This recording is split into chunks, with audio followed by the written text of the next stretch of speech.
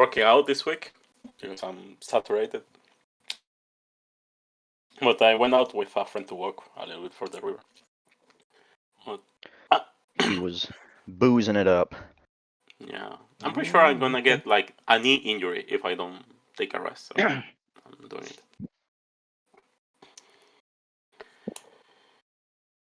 Hey, let me know if I start to break up on Discord. They have a huge storm rolling through right now. Currently sound good, but yeah, we'll let you know. Yeah. It looks okay. I'm Totes. like looking at the ping and everything. It doesn't seem like it's... I was muted the entire time. That explains it. Okay. I was like talking, people talking over me. I was like, fucking rude. Nobody respects the DM. No respect. Yeah, cool. So session's running, recording's running. I'm gonna start the stream in just a second here. Make sure Jeff gets in on that as well as anybody else who wants. Music. So Spotify Premium is running, and we have a track running right now, so you should be able to hear music. And if you don't, just try turning up your volume. Before I start narration and get us started with this session with new players and whatnot, does anybody have any last minute questions? As always, I'll take it. I think I'm good on my end. Cool. Yeah. Okay. We're level 5, and we are ready to start anew with a fresh, almost half of the group. Real quick. Yeah, what's up? Sorry. Just a reminder to Ivan and Lorian that in RP chat, Brooke gave us her items before leaving, so just make sure you annotate that. Yeah, I'm doing that in this second. Okay, just making sure. All right, good to go. And I'm guessing that Nick, both your character and Jeff, your character, you guys cut off with like what transpired between Cyrog's one shot and current circumstance, more or less. I did make a post in RP chat. Yeah, I had told Jeff that we were after Cyrog. It's been like maybe a couple. It sounded like you said weeks in the chat. Maybe weeks of travel because Cyrog is far to the east. We're talking like 1,000 miles, and it's not even a straight path. So we're talking weeks of travel, yeah. Yeah, so him and I, like, we traveled back, maybe gloating our victory or something, but we came back, talked to the Keepers of the Flame.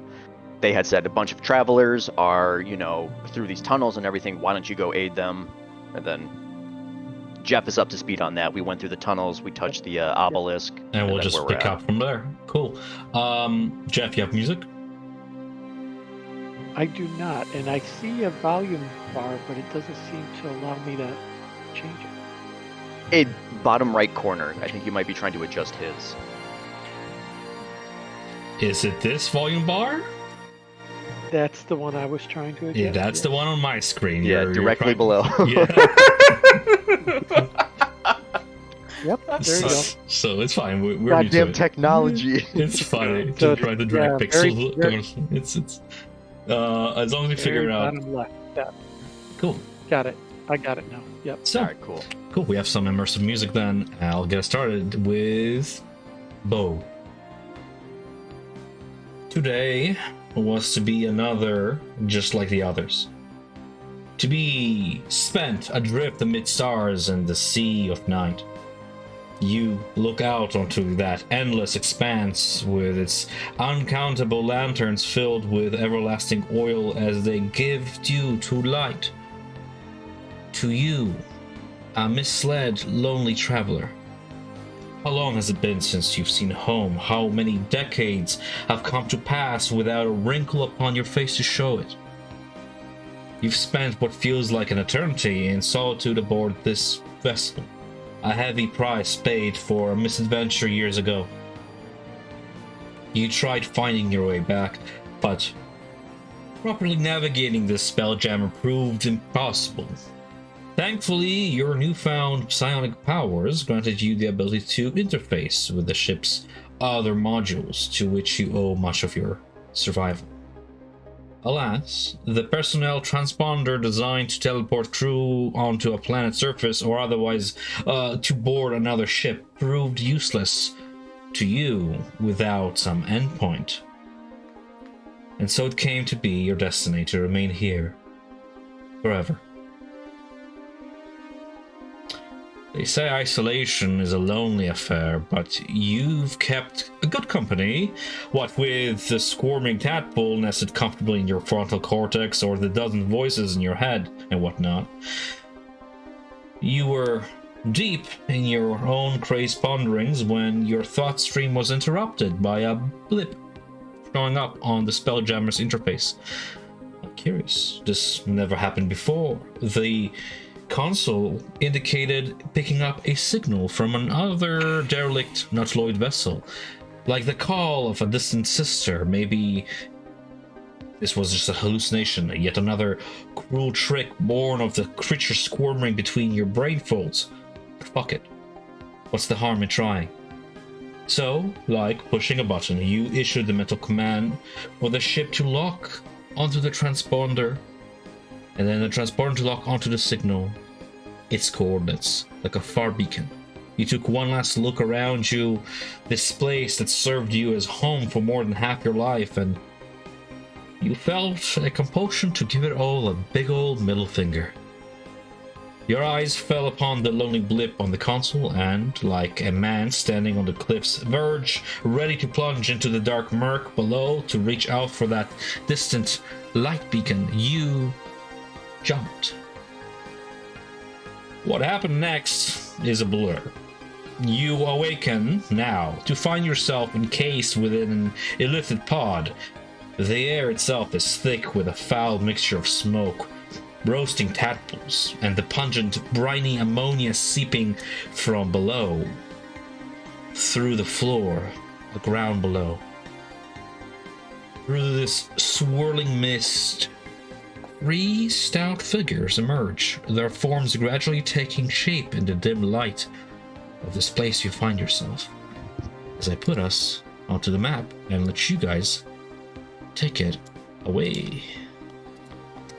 So we are going to be over yonder with Bajarak, Gizmo, and Clank exploring this Nautiloid on their trail to find that which they seek. And with our Far Drifter encased in a pod. I'll go ahead and set your token, but you guys can go ahead and take it away from here. Alright. Seems like the guys made their way this way. I'm not really sure the inner workings of this ship, or whatever it might be. Is any of this reaching to you? You might know your way around a little bit better. It is certainly feels like the same as those mind flayers we fought in that other place, but somehow different. It's a similar surroundings. I was not prepared to be sucked through to the other side. Clank, are you here? Are all of my things intact?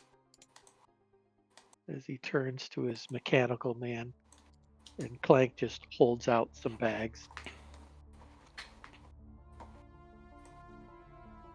Well, at least he's got the stuff. I can smell that in the air. Something's on fire. Yes, there's smoke. For sure, there is smoke. Is the pod in this room with us? You could see it from where you are across the chamber over yonder. Okay.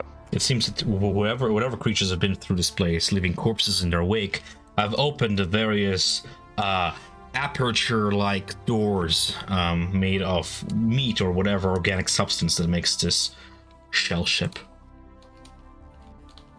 This place is disgusting, just like the old other place. Alright, let's move on. Let's make sure everything's dead up here. We'll make our way down, that way nothing sneaks up behind us. Yes, And then... be cautious. Oh, and you still feeling as good as I am? Ha! I'm feeling better than ever. A small twinge behind the eye, I think he's gone. But... seems like that tonic did its job. I was a little bit worried. Thought we might get a little bit backstab there, but it's fine. Good old Umaloom. Kept his word. He did. You still getting some effects? Are you Something wrong with you? Don't know. Ever since we left the place where the Elder Brain was, and the big demon prince, I've been just feeling so good, I don't know, exuberant. I don't know why, but I hope it doesn't go away. You and me both, brother. There's nothing like killing a fucking god. Yay. Did you see that? I went in for the attack at the end, got my nails right into him. Nothing like a little bit of illicit drugs. Hell yeah. I'm riding the high from Orcus. Yeah, that's not what he's talking about. No, I know, but that's what I'm just high on. Yeah. Yep. Surely a good memory to surf on. Alright, Should we try this away first? let's see behind door number 1. And then walking up, it seems like most of the place has been cleared, but he's going to keep a hand axe out, just in case, in his left hand. And then walking up, approaching the aperture door, like you said, or if it's open or not. It is. Peers into the room. Okay, just peers into the room, just checks and sees, looks at all the walls, the corners, the flesh, and everything. He just kind of like scoffs and makes a weird little face. Why? Seems like there's something over here. Why don't you come take a look? I could use your hand. Is it something valuable? Oh, maybe. I was gonna say something like maybe another slave. Oh, Oh. make some money. Clank, you get up here. As Clank advances. What is this place? Is that someone? Gizmo will approach to the edge. Is this one of the pods? Yes.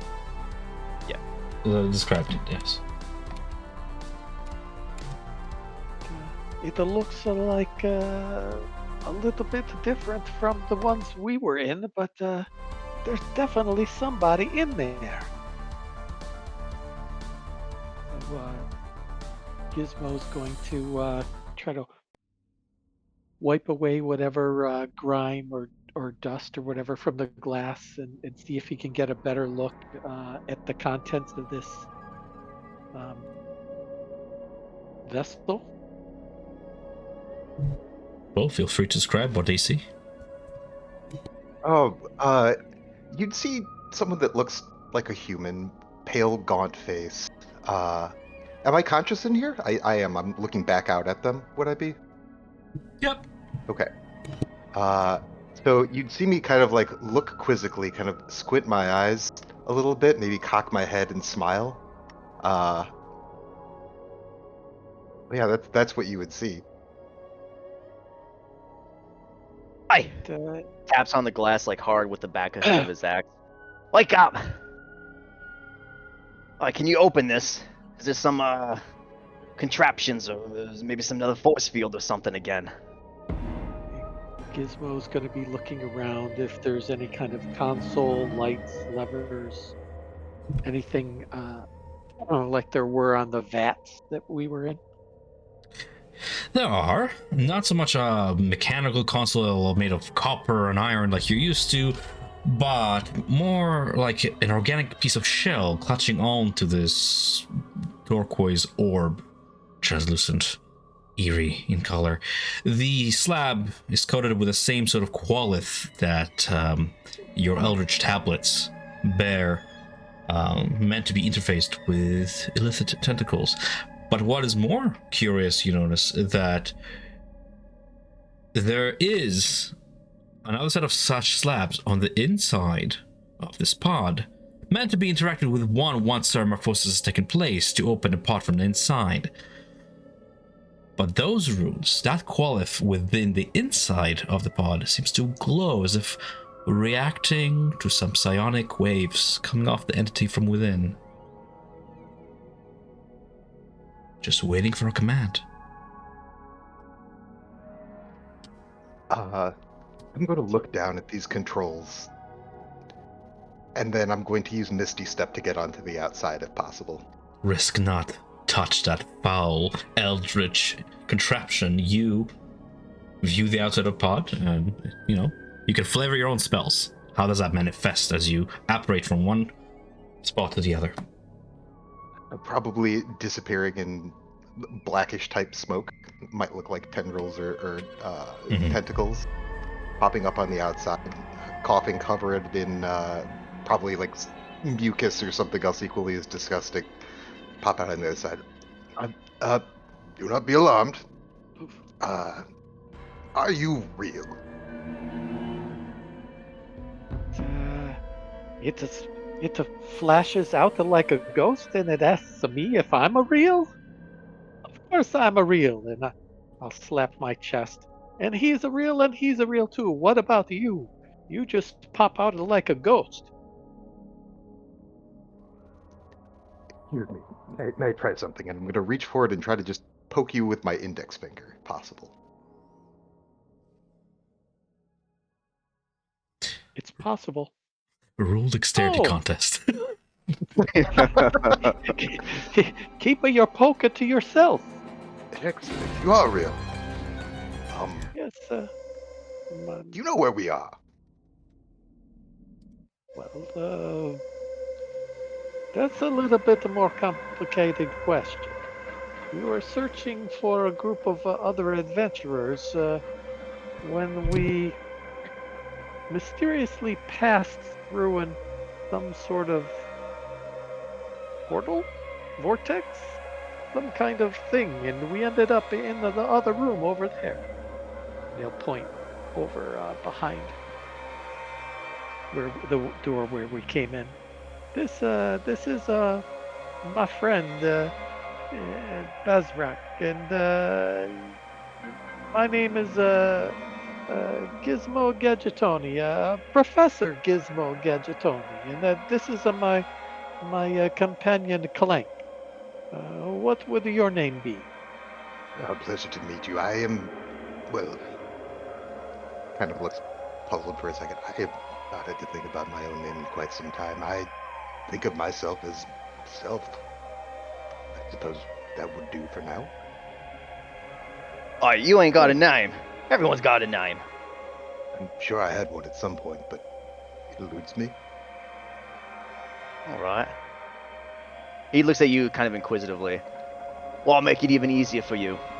You found yourself in the Underdark, way below, deep down, not too far from the old city of Grackelstook. And, well, surprise. I'm sure that's not where you want to be. You'd be surprised. This is preferable to where I was, but excellent. So, there are others? There should be. We were gonna ask you the same thing. Are there others here? I would not know. But I would be happy to follow your lead. You seem to know more than I do. All right. Another pair of hands can't hurt. But he says that fully still gripping his axe in one hand, not letting go of it yet. Seems like they've made their way down to the bottom recesses of the ship here. Seems like that's where the smoke's coming from. Yes, I'm a little worried about the fires. Perhaps we should move along quickly. I guess we can get a little more acquainted a little bit after this. Seems like there's a bit of noise going on down there too. So I'm just gonna squeeze right past you there, and I don't want to touch you yet. And then I'm gonna start moving on down. If the group wishes to group up at the stairs, I shall bring you a floor down. Because practicing move your tokens are on roll 20 if you're not used to it yet. Otherwise, the way downwards will be either set of stairs, really. It seems to be that the smoke uniformly comes from either direction.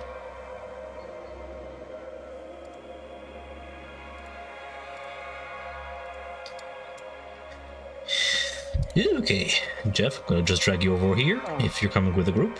Yeah, I was gonna say thank you because Gizmo kind of got stuck there somehow. No problem.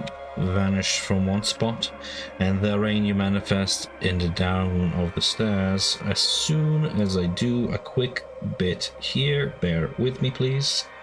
Sorry, forgot to do this because I just came back from work. There we go. That's much better. As you manifest then down the stairs, over yonder.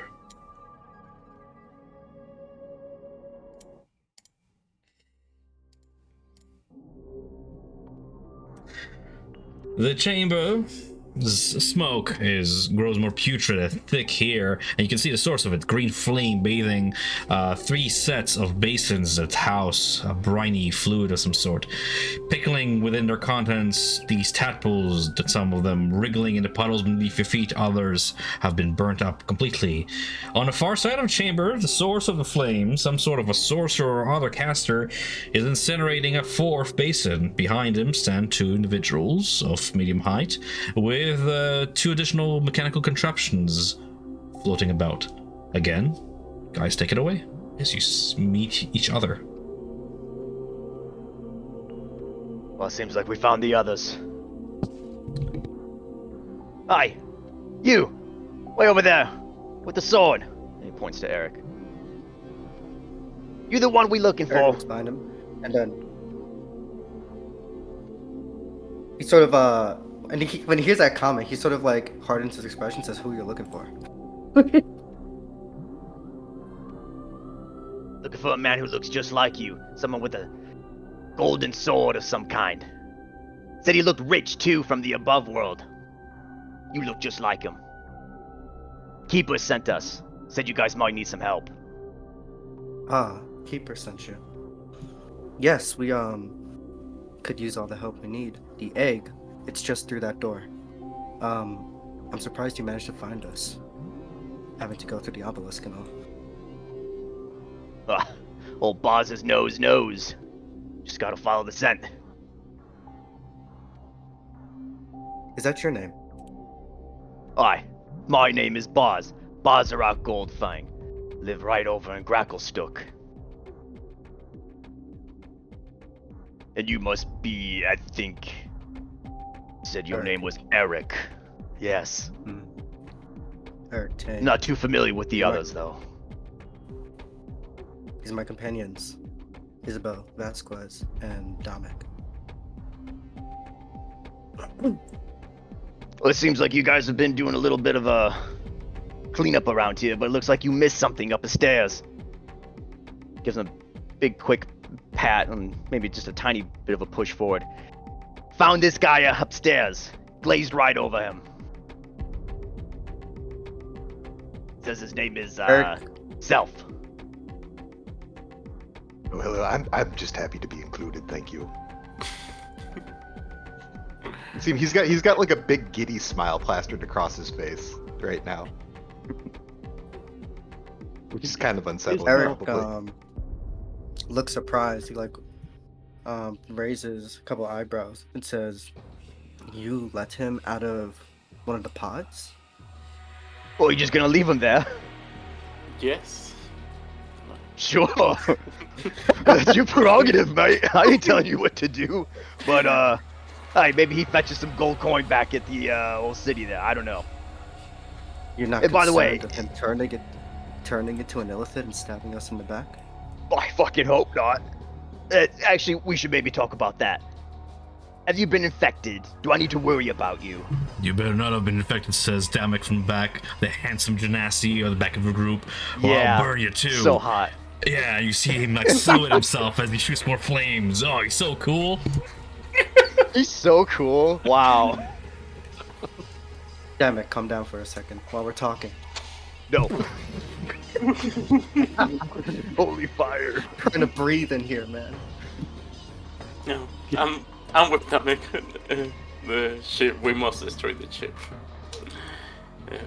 Gizmo, completely ignoring the conversation going on, is just mesmerized by the fact that there are 2 more constructs up ahead, and he's just gonna kind of, with his attention focused on them, be walking his way up and saying, "Oh, and who might these two be?"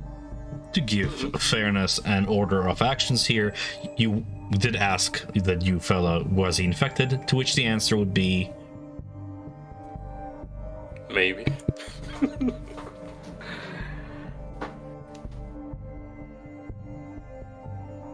Bo, how'd your character react to having asked, are you infected by tadpole?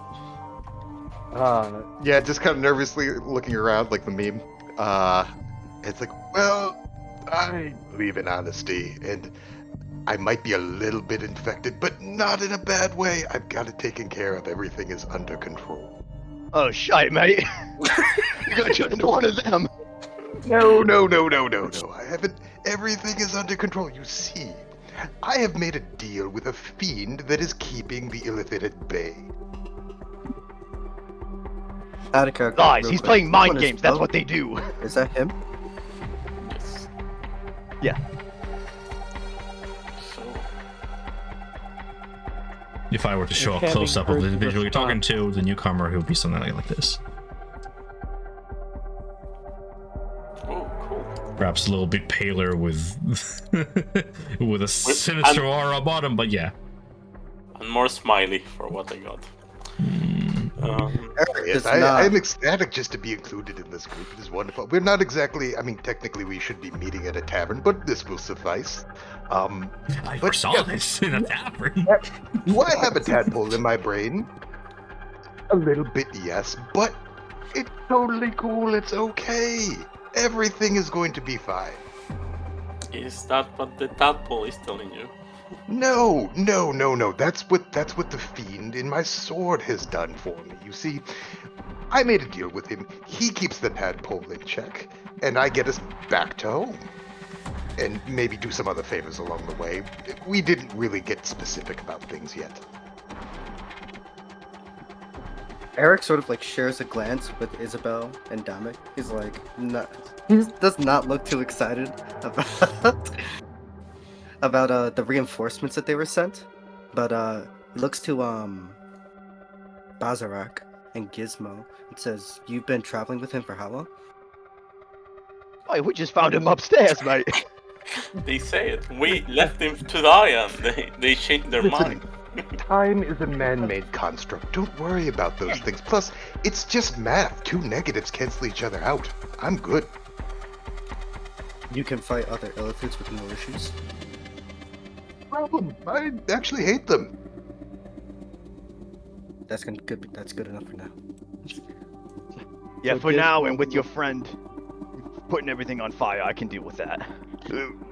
Discuss more later. Gizmo will ask, "Do you know Umalum? Did he give you something to drink like he did Bazrock?"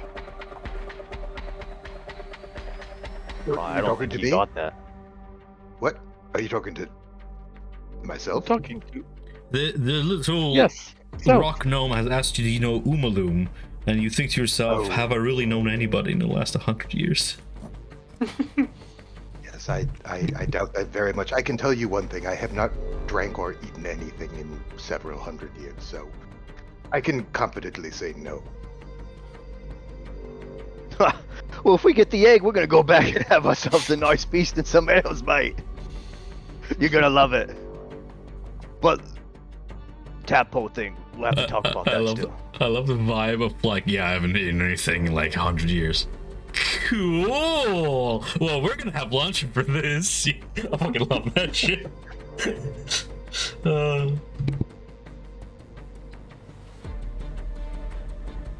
Right. So, continue the conversation if you so will, but I did sort of backtrack something that we did in last session where you guys became aware of the presence of partnership being behind a set of doors to the north. I just closed them off for the sake of, coherency and you guys meeting up. That way it's not just like bad guys sitting there like, yeah, no, it's okay, you guys can finish up, I'll just be here summoning demons. Like, Yeah. but you guys are aware that the Palmer skipper of the ship, navigator of the ship, is behind those doors. You said you found the egg. Where is it? 3 points behind you. So, All right, enough dilly-dally. Let's go. Oh, well, Unless you got something else. You keep torching the place if you want. Yeah, I'm on it. I hate him too. I'm on it. I'm on it. I think we Never can. sounded like this, but I am now. It's all the smoke in the room. He had COVID before. His voice was suffering. Man, this grackalong really getting me. Uh, Bro, I myself am gonna get grackle along with this. but Eric, he's not. He doesn't have symptoms now. At least he won't betray us. Doesn't have tentacles, at least. Yes. So. Not yet. Boom. Alrighty then. Group gathered, introductions made, and alliances bonded for now. You brace yourselves as you will the doors to open. Yeah, but as it's happening, like Gizmo, you see next to you, like a small orb is floating and it emits energy as it's going. It's like a force field that traps you for a second, and you have 13 temporary HP, so enjoy it. Oh, that's very nice. Only for him. Torn between sharing schematics and engaging the boss. Only for him? You already have them. Wow. Do I? You already have them, yeah. Yeah, Eric already has it. We got it from last battle. Yeah. I think I might have lost it during the last battle. We never rested in between. Well. You have them again, boy. Okay. Neato. Are you giving this to everybody or just Gizmo? If we have time, it will be for everyone, but I say Gizmo because he was next to Okay, the customer. that's fine. Each creature of your That's choice cool. within 10 feet, you have time to just, briefly have it surround creatures. Yeah, of course. Yeah. Yeah, sure. So Okay, that'll be done for the entire party. Great. The chamber beyond the doors, as you wheel them open, communicating with the ship and pushing your will through, you see it is a grotesque sight, an amalgamation of alien architecture. There's a brine pool at the center of the room that pulses with an otherworldly luminescence, its surface rippling with a sickly green hue. Suspended above the pool on a stone discus that seems to defy gravity is a figure of nightmarish elegance that commands the scene. Clad in dark, flowing robes that seem to merge with the surrounding darkness, the Mind Flayer's eyes, glowing with a cruel intelligence, pierce through this gloom.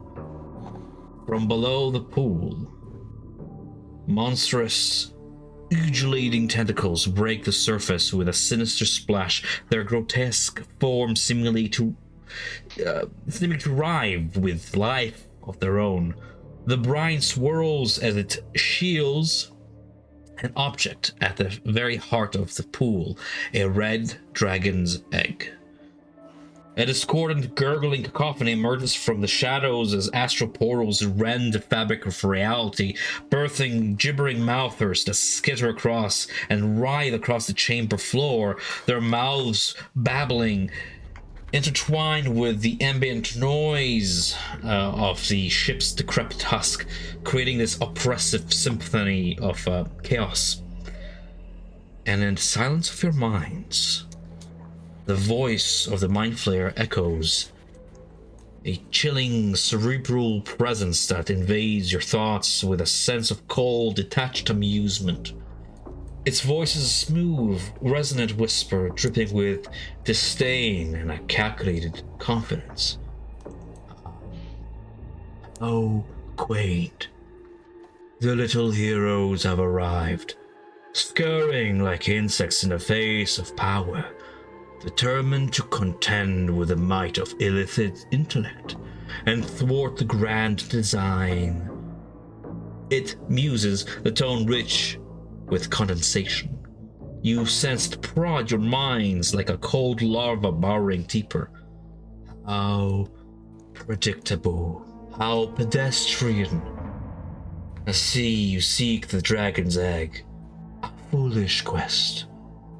Do you seriously think I'd allow you to learn my master stroke if there was remaining the slightest chance of you affecting the outcome. The egg's fate is sealed. The unhatched worm has already been coupled with a tadpole. You're too late.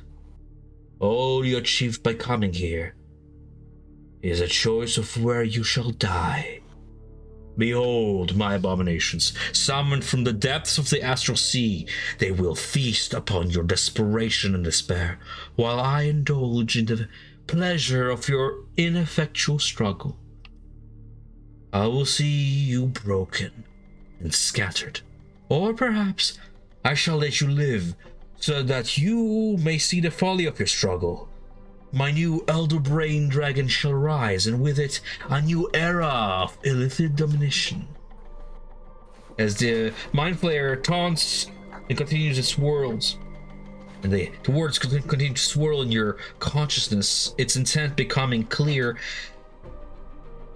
you realize this isn't merely a battle. It is a confrontation of wills, a test of your resolve against a foe that views you as insignificant, a mere stepping stone in its grand, unfeeling scheme.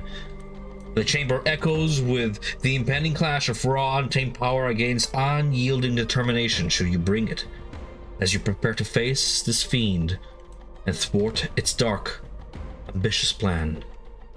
As you take positions, can I get everybody to please rule me initiative? Easy.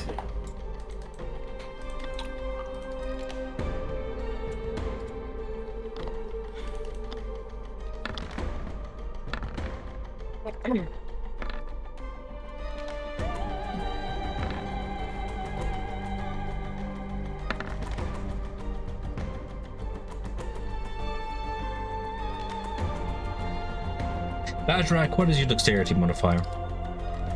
3. 3, contested by my intellect devourer of 2. You are on top of initiative, my friend. Okay. So, Did you have to say something, Ivan? No, I just was gonna say, let's not be twice Corsman.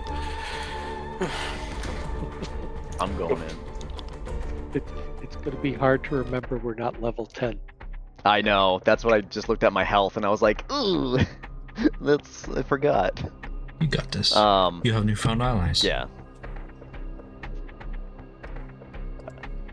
Alright, what you got there is the new Wormsmith of Gracklestook. You're gonna know fear when I'm done with you. And after that, he's going to bonus action transform into his lycanthrope form. And he starts to grow in size. The fur starts to coat his body. The mouth and the snarling and everything starts to form. And what Self would realize, and the new party, other party members, is that when he's snarling and kind of in his beast form, you see that he has 2 giant gold fangs for aesthetics, and he's just gonna go right in. God damn it! What's up? That's nothing. Different squares, and then I'm gonna go right in. I just realized your token does not have a shifting. I'm sorry, I'm gonna fix it sometime in the session. No, that's fine. Yeah. No big deal. But he's in a werewolf form, and I'm gonna go for a just an attack, and I'm gonna use 1 key point to do a stunning strike. Hopefully, if I hit. And let's do Twilight Razors at normal. 20 for 9. For a 9? Slashing damage Hit him for hits 20. the creature. Yeah. As you enter this creature's radius, you can hear the gibbering from the many mouths grow louder and louder. And as the babbles, incoherent as they are, enter your minds, you are aware that should you stay here, you'll suffer their full impact. Nonetheless, you don't have to roll the save just yet, but if you remain there, you might. It does hit its natural armor, slush it through, for 9 slashing damage. He needs to make a DC 16 con save. Can do. Is it against a magical effect by chance? It's just stunning strike. Gotcha. 24. 19 is on a die and just very high roll. Oof. Mhm. Okay.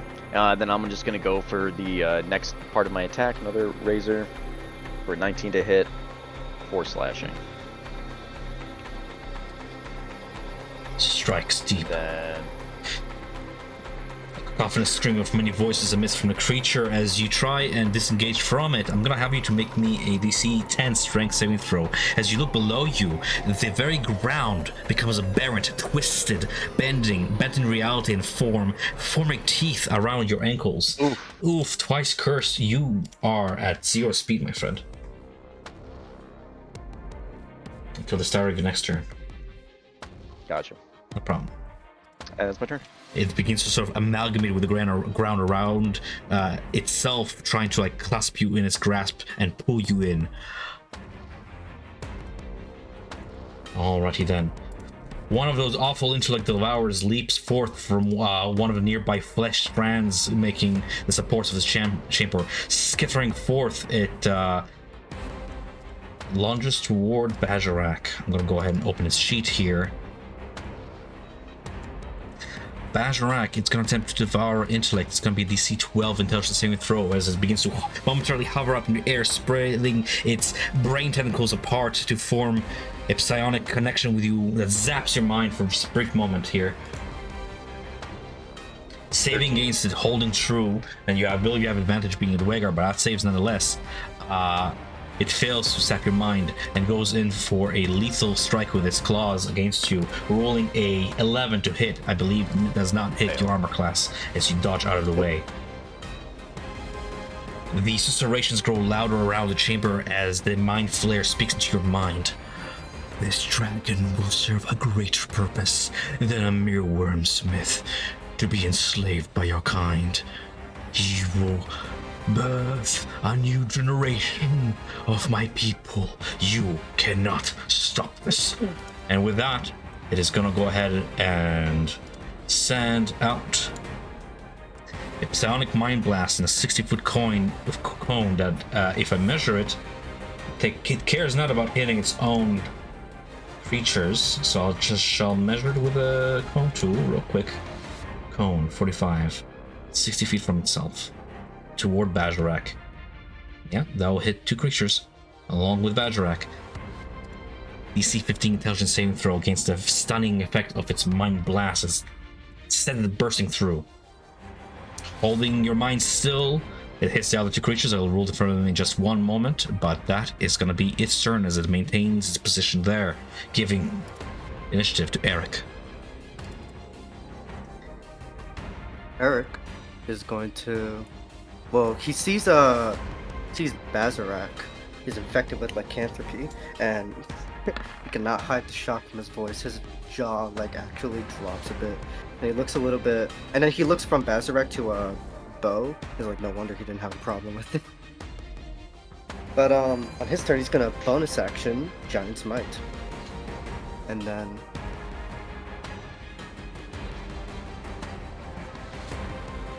Move to here.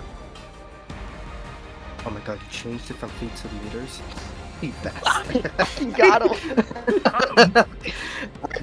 I have no idea how far I just moved, but definitely not Okay, time to change it back. So, The how attack funny with stuff. Attack with Dawnbreaker. Is he stunned? Yes.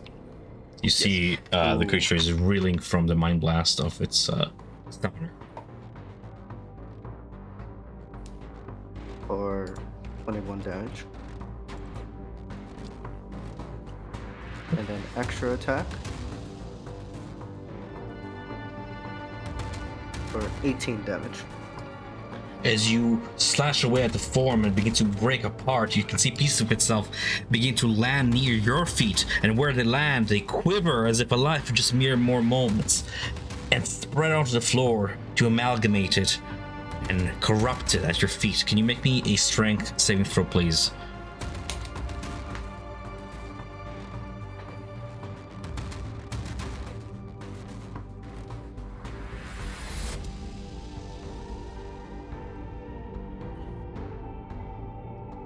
So while the area around it is difficult terrain for you for future knowledge, you managed to, not get absolutely grappled in place there. All the while, the mad babbling of the creature, the pain cries of it, nearly deafen you as you realize that should you stay here, you will suffer their full consequence. And then I will move to...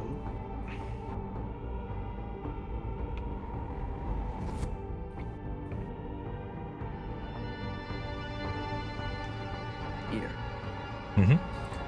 That's where I was standing before, so it should be like 15 feet there, 15 feet back. Alrighty then. One of the aberrant creatures crawls forth, seemingly to hover a few feet above the ground like a snail trailing air and then landing with a squelch over yonder. It's gonna go ahead and make 2 attacks, replacing one of them with pull. It begins to warp reality around Eric, Self, and Clank. And each of you guys, please make me a DC 13 strength saving throw, or be pulled directly toward the gibbering mouther within 5 feet of it. I'm gonna make it stop whispering.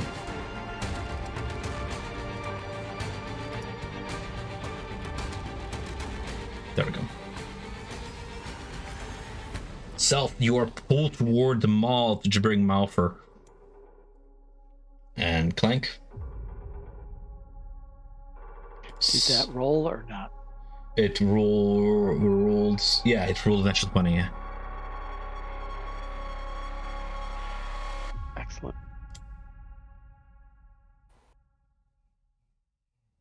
I guess I'll put the token here. It will follow up with a bite attack against Self for 5 to hit. Jaws clasp against what little armor you wear, saving you from the worst of it as it now the maw opens on the side of this bulbous creature and spits out this globe of light. How far can it spit out?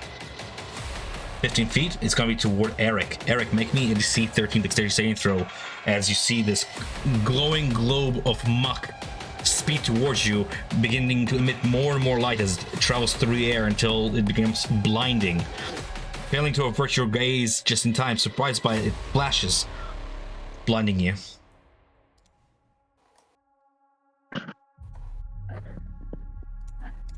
And that's gonna be the end of my gibbering mouth's turn as I give initiative over to Isabel Vasquez. Okay. Isabel walks forward and you see like she puts like her hand inside her tool belt, and out of it you see 3 small constructs. 2 of them start flying, and one flies into Eric's and the other one to South, and they land on their neck, and you feel a small pain as something is being injected into you. And casting Bless. Okay. Yeah. I don't feel very blessed. Hey man, you want drugs or you don't want drugs? The other one is on me. Drugs. All the cool kids are getting drugs. Yeah, cool kids get drugs. My construct. Now, bonus action, I'm gonna charge myself. So yeah, that's it for me. And my pet is gonna get here because I feel we will need it. That's it.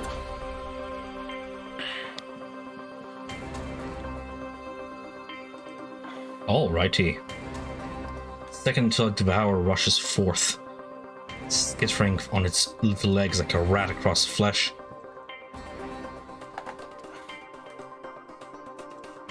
Attracted to the aberrant, familiar mind of Self,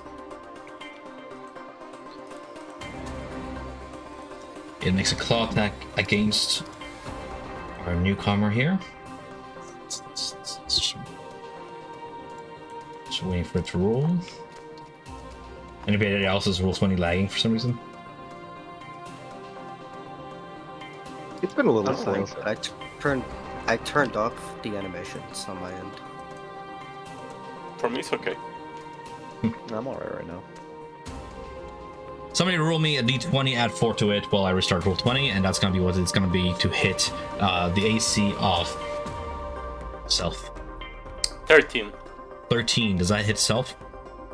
It does not. Misses.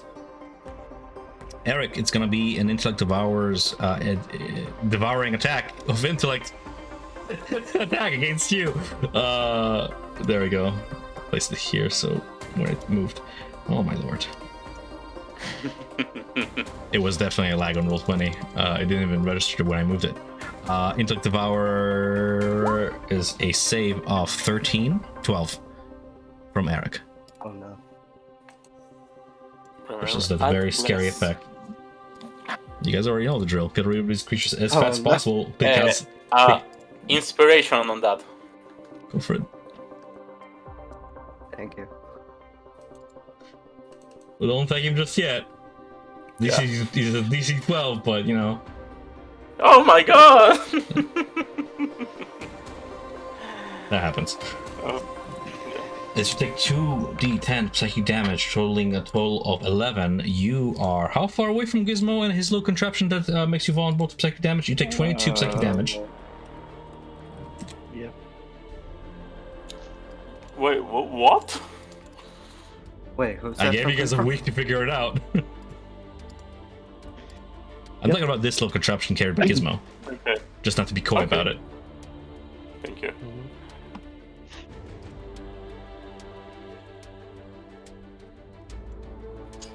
Do you want to roll Okay. me that 3d6 there, Lorian? Sure. Scared.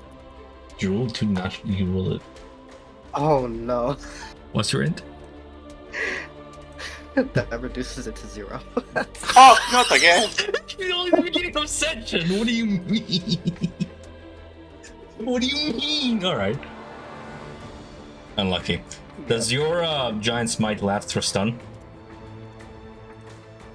I'll let you figure that out. Because that's what happens. It's Cyrog all over again. It is. Cyrock all It's over literally again. beginning of session 2. Focus M Intellect Devours.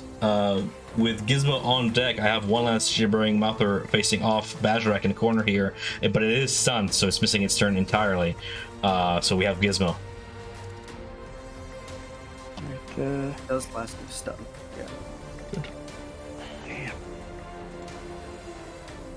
So, with my bonus action, I will command Clank to attack, but he doesn't get to move until after the end of my turn. So I will take aim with Sure. my repeating crossbow, pew pew, and I will aim at the intellect devourer, and I will take 2 shots.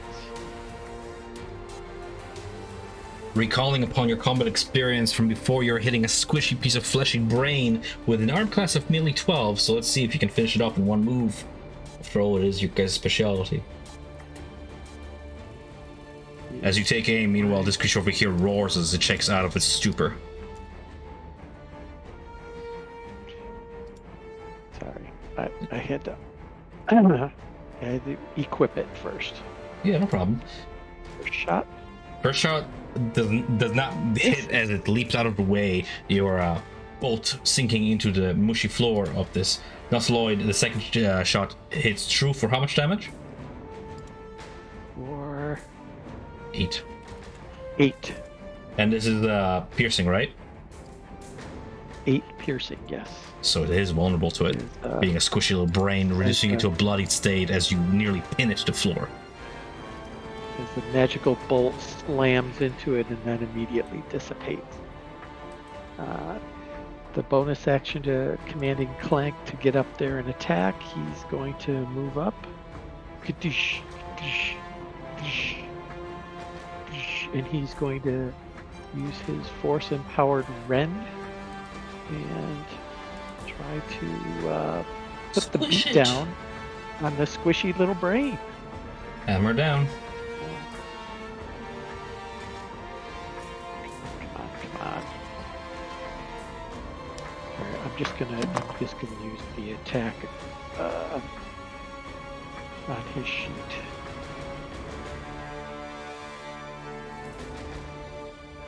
While he's figuring out his attack, what is your dexterity modifier self versus 2.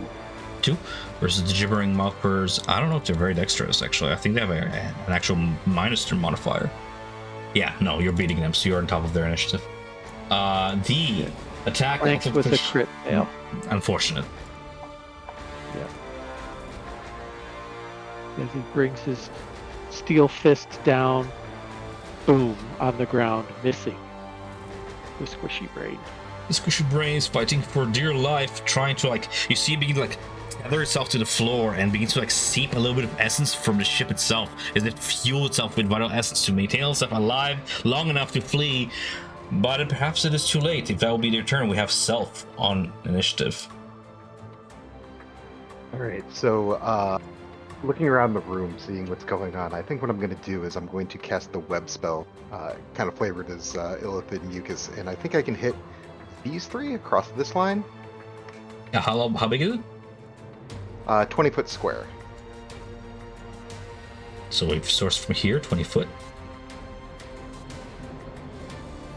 Yeah, if I can get the front line of it across here and not hit my wolf friend. Yeah, something like that. I gotcha. Ideal. Yeah, no problem. Shooting it to the far end of the room and then pulling it toward yourself to sort of tether those two. They have to roll dexterity, is it? Yes, dexterity to start. Yeah. Starting with the one closer to you on the far corner here, and then the one near that swirling portal, we have a failure from both for a 7 and a 5. Okay. And did I get the brain in there too? Yes. I was just opening its sheet. It is being a more dexterous creature, rolls a 12 on a die for 14. Yeah, so they're all restrained. Nice. Nice. And then as a bonus action, I'm going to point at this the illithid at the back of the room with my sword and just say, I've been waiting for this for a long time. And I'm going to cast Hexblade's Curse on him. And he turns to you and says, "You." No. Hexblade's Curse onto the illithid. I don't get a save or anything. It's just cursed. Yeah. No problem.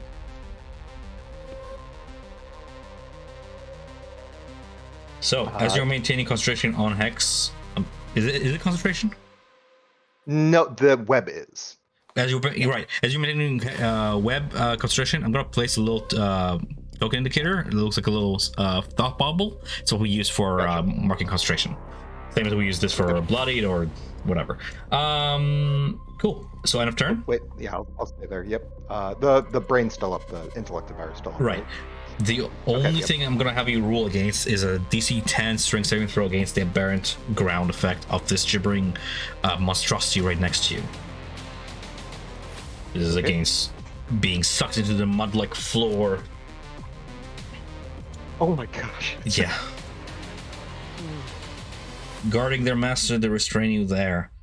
Pawns for their monster. Restrained. Well, I'm gonna use this for now. Alright. Sounds excellent.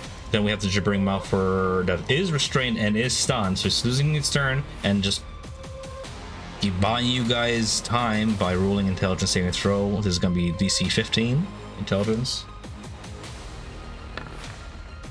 16 just saves from the stun, but it does lose its turn as we go to top initiative with Bajarak Golden Fang, which by the way looks like this badass over here.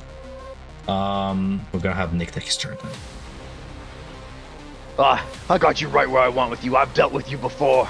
And he looks to the small one, right to his north, and he's gonna go all out on this dude, and he's gonna go with 2 razor attacks, and I have advantage on these. A 16 and a 23, hitting for a 4 and a 5. And then fuck it, let's just go all out. Let's go Fury of Blows too. And that'll be again. Remember that against a 17. Yeah. So both hit. Okay. for another 7 and 7. The first strike kills it if you want to use your attacks properly. The first 7 kills it, destroying it. You can destroy your kill and move on with your last hit onto another creature if you want. Yeah, I'll put the other one on the Mouther. So yeah, as I'm tearing into that little small one, as we dealt with them before, taking my claws, spears it like right through the gut on one, writhing in pain, and then just takes one of its legs and just like snaps it off and just throws it to the side. Very visceral. And then the rest of the attacks will go to the gibbering Mouther. For 7 to hit. Or 7 to damage, rather. Wounding it. Okay.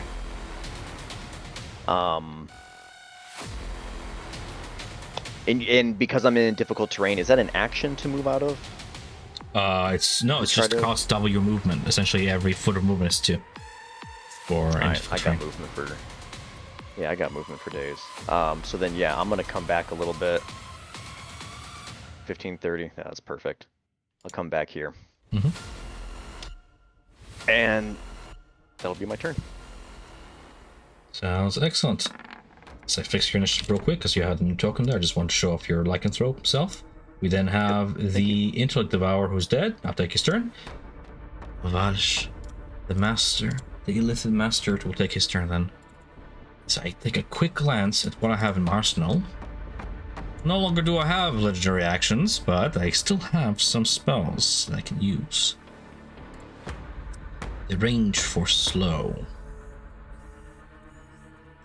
As he extends out both his hands in a ritualistic gesture, you can see some of the brine pools, waters gather around each of his hands, forming orbs and fusing into a shape between his hands, like that of like an hourglass that he then flips as he casts his spell, altering time around up to 6 creatures you can see within a 40-foot cube within range of 120 feet. So if I were to draw that onto the map, 40-foot cube,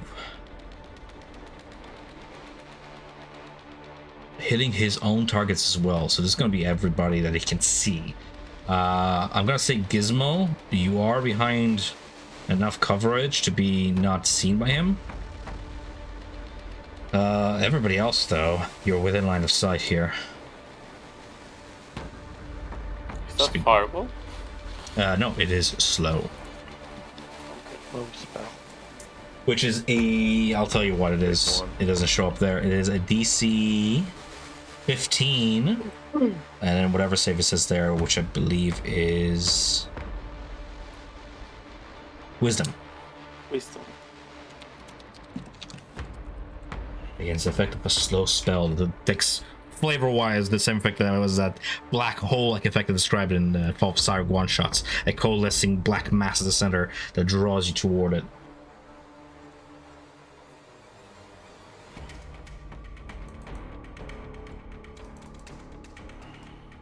Those of you who failed the C15 Wisdom saving throw are affected by the effect of the spell as long as he's maintaining his concentration upon it, holding that briny hourglass before it.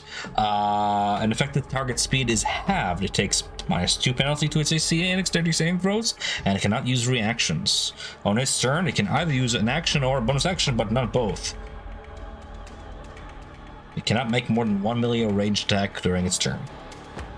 If you attempt a spell, it might have a chance of being delayed. But that is all the while it is maintaining its concentration. So, while hexed, it is Spell also includes cantrips, right? I believe so, unless it says otherwise. Mm-hmm. Okay, just Yeah, clarifying. would be Unless it says a level 1 or higher, right? Yeah, okay. So just our checking. boss is concentrating on that slow effect spell. I'm going to go ahead and roll for my enemies as well to save against the spell effect, but we'll give Eric his initiative to try and roll out of the effects of an Intellect Devourer stun, which it's been a while. I don't think there's any rolling out of it. I'm just stunned. These things are awful when you let them live.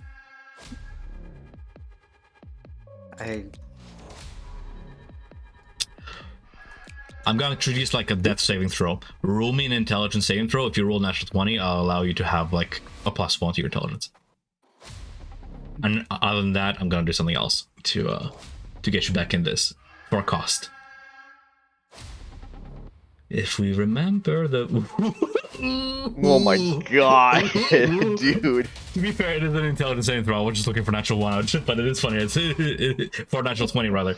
Okay, fair enough. I'm gonna do something then. I can't do my witness to allow Eric to sit this one out. That's okay. Moving right along then. Gibbering Mouthfuls are gonna go ahead and move slowly. They don't have a lot of moving speed toward their foes, trying to consume them. One attack is going to be against Clank as a series of bites into his metal carapace. As soon as it decides to work with me. Somebody roll me a d20 plus 2, please, while I restart roll 20. I don't know what's going on with this map. I might have to get rid of 22. Some animations. 22 hits. Not 20. Not 20. I'm lying. Not 20. Critical? Okay. That's 20 on Clank. Yeah. 20 on Clank. With a gibbering mouther attack, that will be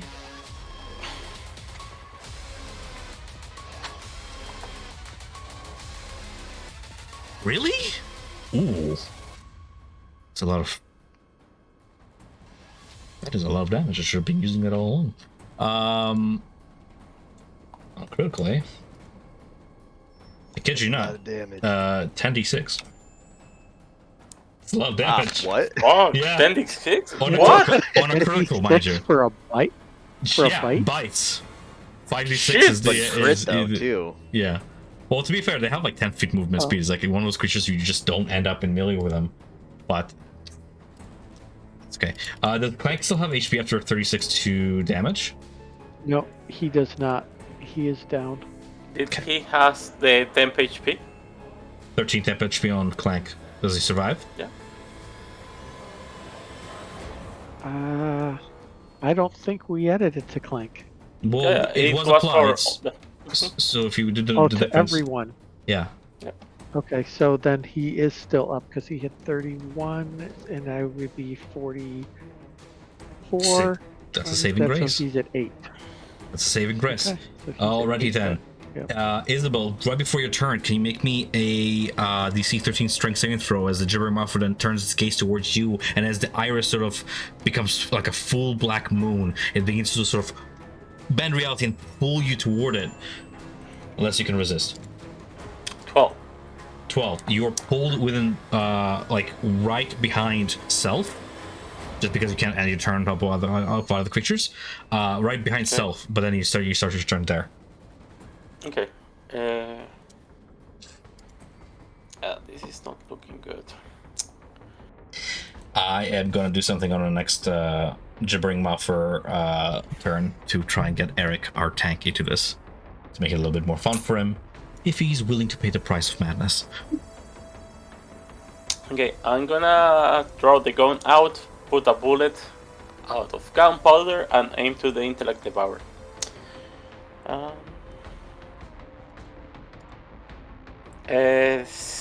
10. 10, I'm sure doesn't hit. 12. Yeah, but This guy's a I survivor. had vital sacrifice before, so I'm gonna use the 1d6. So as the bullet is hitting, start bouncing all around until it hits its target. 12. Just like a scene out of Wanted. Yeah.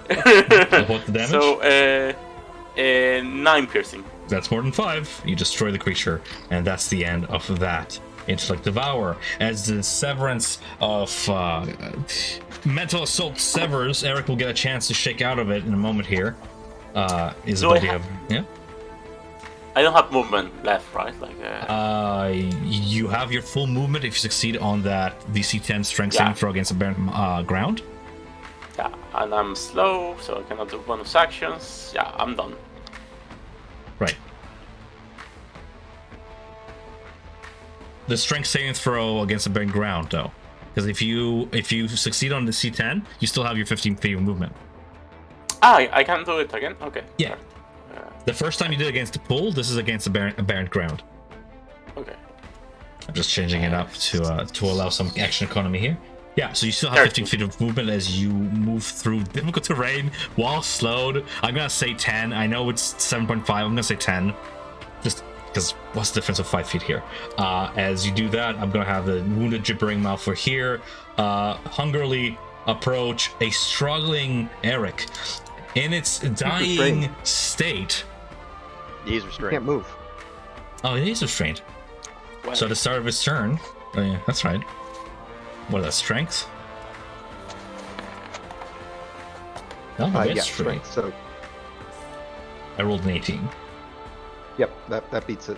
Okay. It has like 8 HP though, so it's in a maneuver to try and save, if not its body, then its mind. It tries to amalgamate and share a part of itself with Eric. And just like the mind witness you've encountered before in that awful World Soul tunnel before, it offers a part of the void onto you. It wants to show you the outer spheres. This will cause madness if you accept, but it will aid you in recovering a little bit of your intelligence and then therefore shaking out of your current state. The way this works is, how was it? Remember me, Ivan, was it like 1 for 1? Like 1 point for 1 point of 1 stack of madness? yeah, you told me like 1 for 1, and Yeah. if you ask for 2, you get 2, and it Stacks was of like madness, yeah, uh, which is yeah, and long-term madness, something like that, or right, which will make you, to explain to Lorian, might make you vulnerable to future harrowing events in this campaign, such as just encounter demons and stuff. Or you can deny this prodding presence and just mind blank yourself into Zen. The choice is yours. He'll accept it. Okay, 1 or 2? Madness. 2 or 1? 1. 1? Fair enough. Taking you out of your stupor. Go ahead and mark it on your sheet as a stack of madness in future. And your intelligence score goes up by 1, which is kind of like aid, increases your current to 1 as well. Alright. With that out of its way, it doesn't have any other actions on its turn, as it's pretty much given a part of itself to you. Cannot move any further, so we have Gizmo to take action. Right, Gizmo is going to from his current spot. He's going to attack the gibbering mouther with his crossbow. Is it Gibber or is it Gibber? I don't know English. I was called I've- Gibber. Okay. Okay, I've always called it gibber, as in like gibbering, but Guess it's either. that, I'm whichever. just curious. That's cool. Yeah. Pew pew strikes true for 15 to hit. For how much damage? If it's more than 8, you've done it. 7 doubled. Yeah. 7 piercing. So, Good job, so Gizmo. it's not doubled because that's it. That was the intellect about. Yeah, the intellectual exposed brain, so I like piercing damage to be more critical to them. These are more like amalgamations of flesh, muscle, and probably some bone in there. Yeah. So it will take then a second shot. You finish it off, yeah. So with the horrifying screeching, it drops dead. And Gizmo will move over to this side. Well, I can't move 35, so 25 feet, and he will command Clank to use his mending. What's it? His repair function. Silvery tape and magic take hold of the construct as it mends.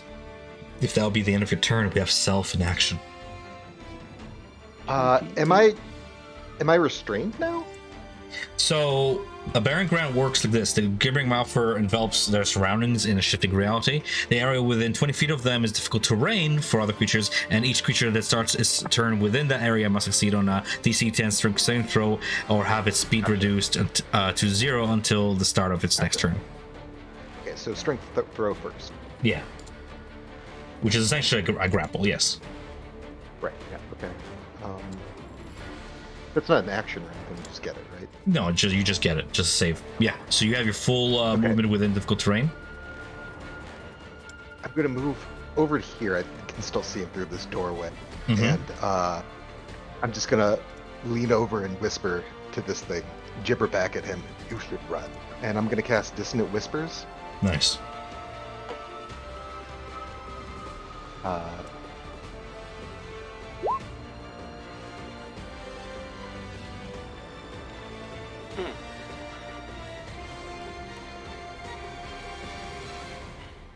Technically not a frightened effect, therefore it is not immune to it. Wisdom saving throw? Yes. Wisdom save, yep.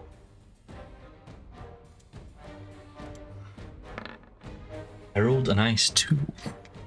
Okay, so it uses its reaction to run as far away from me as possible, like with its full movement. Which grants you opportunity to attacks away from you would Me? be... Yeah. I think me, my wolf friend, and the little defender here all get opportunity attacks on it. The defender, yes. If it's away from you, I would imagine it's in an angle, or do you want to like run this way and I'll just... You know what? Let's do it. It's fun. I'll have it run this way. 10 feet. That's all the movement it gets. And yeah, the 3 of you will go ahead and get those opportunity attacks in there. Okay. From I think Badgerak I as am well. too far from it. I'm gonna say it passes by you. Okay. You guys need all the advantage. You were just combat or came to realize.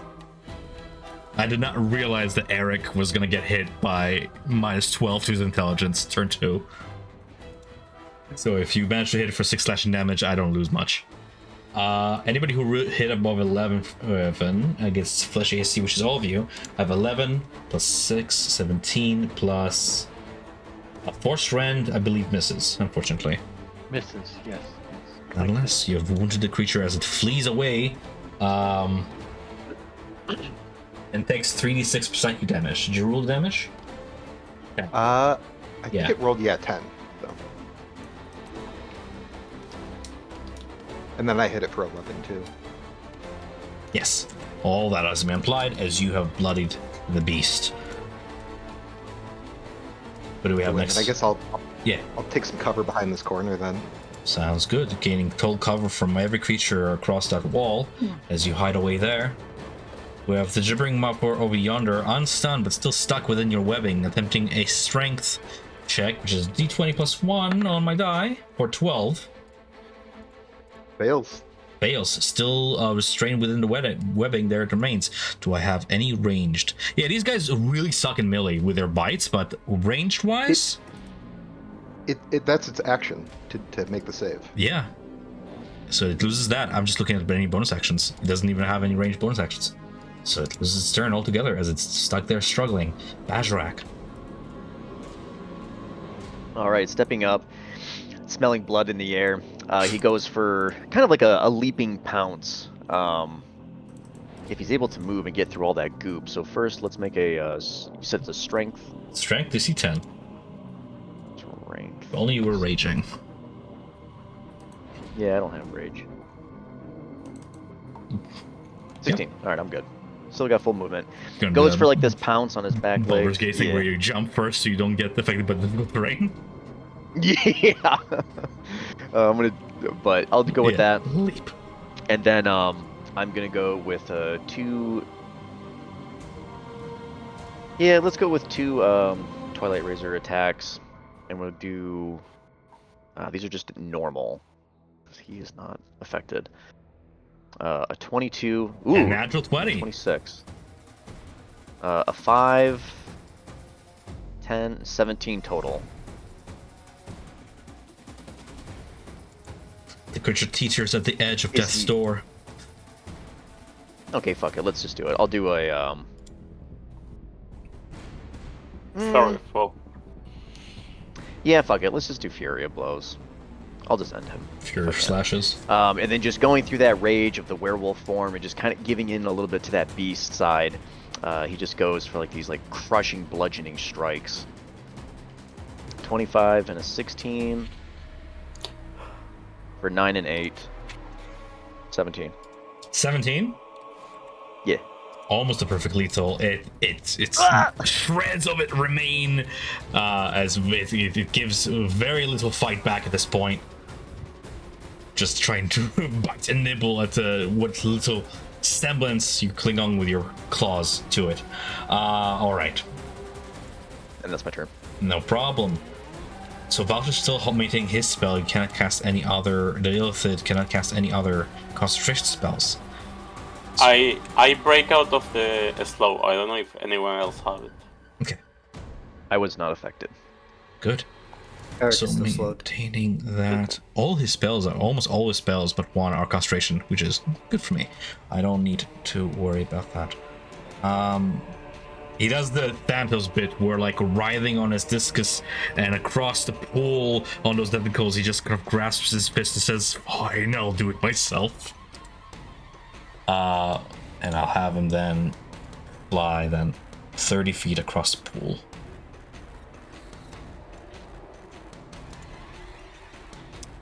Closer. This is just a roll of the dice here. 5 or 6 will recharge his Psychic Blast. He does not recharge it. Please. Yep. Just moves in menacingly, and I suppose if he doesn't get that, he'll just take the dash action on his turn to maneuver close, creeping in through the shadows, tentacles writhing hungrily. As you can tell, he hungers for the delicate substances within your skulls. Moving in onto Eric. Eric regaining some consciousness and semblance of self. You're no longer blinded Eric, because you started your turn a while ago. move So over? yep. Yep. Move over to the Illithid and attack him. Locking blade and tentacle, you strike against his breastplate, made of chitinous shell, almost amalgamated and fused into his body beneath his robes for 29 to hit. This is what we've been missing out on, guys. Yeah. 16 damage. 16 damage. Oh, you're And so strong, does boy. he drop does he drop concentration on slow with that? I am rolling for it. 16 damage altogether. Submit. I need to roll above a 10, so 16. He does maintain concentration on slow with that. Okay, that's the end of my turn. Okay. No problem. Are you still slowed? Yeah, I only had half movement, 1 attack. No problem. No We're going bonus to actions. have a little token on you for that, but then we're going to give... Oh wait, at the end of my turn, Yep. let's roll that saving throw. Mm-hmm. DC's 15. 15. You are no longer slowed. The tides of combat turn. We have the gibbering mouth right beside you, Bajarak. Lash out with the last of its strength against you, and you're within milling range.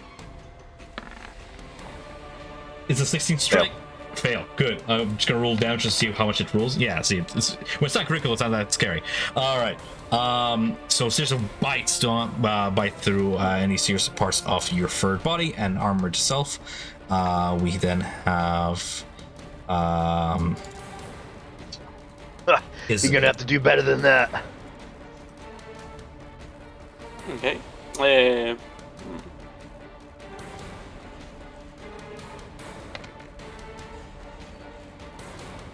For flash.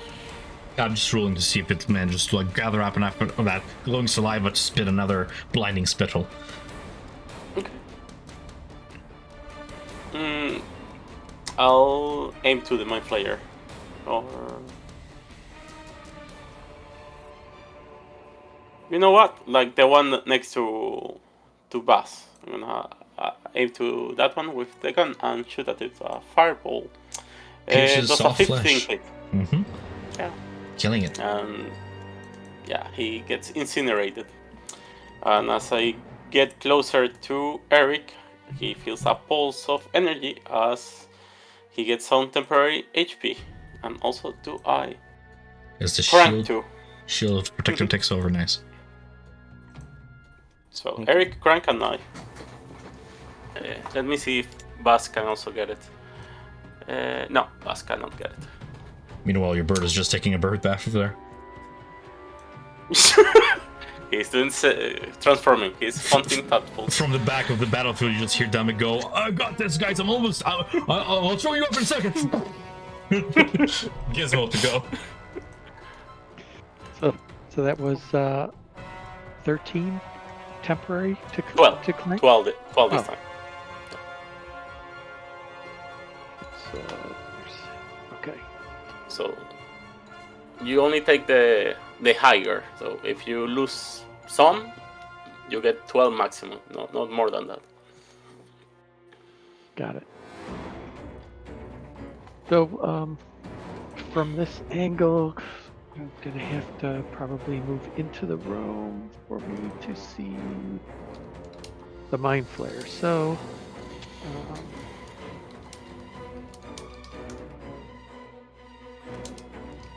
the gizmo's gonna move 25 feet up to here. He is going to use his bonus action to cast Hunter's Mark on the You got it. Illithid. And he is then going to take 2 shots with his crossbow. 1, 2. A gathering of psionic energy gathers around the breastplate, reverberating outwards with a purple sheen that sort of hovers several inches away from the Illithid's body, but nonetheless your light crossbow's arrows pierce through with the first strike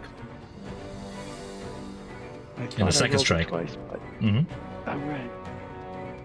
You did a total damage That's there. going to be 11 plus 11 is 22 plus 2d6. So that's 29 points. From the holes left by your disappearing projectiles, you can see a splatter of silvery Illithid blood begin to trickle as the creature has been bloodied to less than half its hit points. It struggles to maintain concentration on its spell as it gets hit twice. An 11.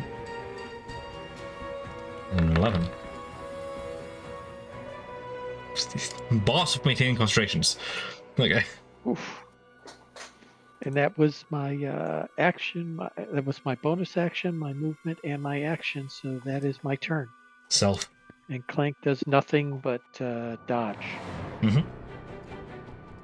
I poke out a little bit to here, and I see that gibbering mouth is still in the web.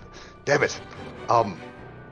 Okay, fuck it. And then I will send 2 blasts over towards the mind flayer. So it's going to be Natural 20. nice. And Eldrich Blast. and then, An 11 rebounds against the psionic shield, but the natural 20 will compensate. that is going to be 14 points. Did that 11 have the D4 on it from the bless? Do I still have bless? It doesn't seem so. Yeah, you still have bless, but I don't know Okay. if it Roll has... d4 and see if you can maybe get a 4 on that. Unfortunate. 14. Okay. Okay. Ooh. Do you have any invocations I should know for your Eldritch Blast, or is it just agonizing? Agonizing and repelling. But Repelling. I think I'm gonna leave him. I think I'm gonna leave him there. I don't want to Wise. take him away from the slow. But I'm going to. I'm gonna meta magic it, and I'm gonna quicken another 2 to try to get him to drop the slow. So. Oh shoot. Well, the I did 13. pass the saving throw. Oh, you did. Okay. Well, fingers off the piece now. I got bad rolls. I'm not gonna rewind it. I'm gonna. D4 for the second one will be a 16. Does that hit? 16 hits. Okay, and that will be for an extra 9. As you land a central hit, shattering the breastplate inwards, you can see the globe of brine held as a sort of a component of the slow spell drop onto its palm and like sand through fingers. It's a pace away.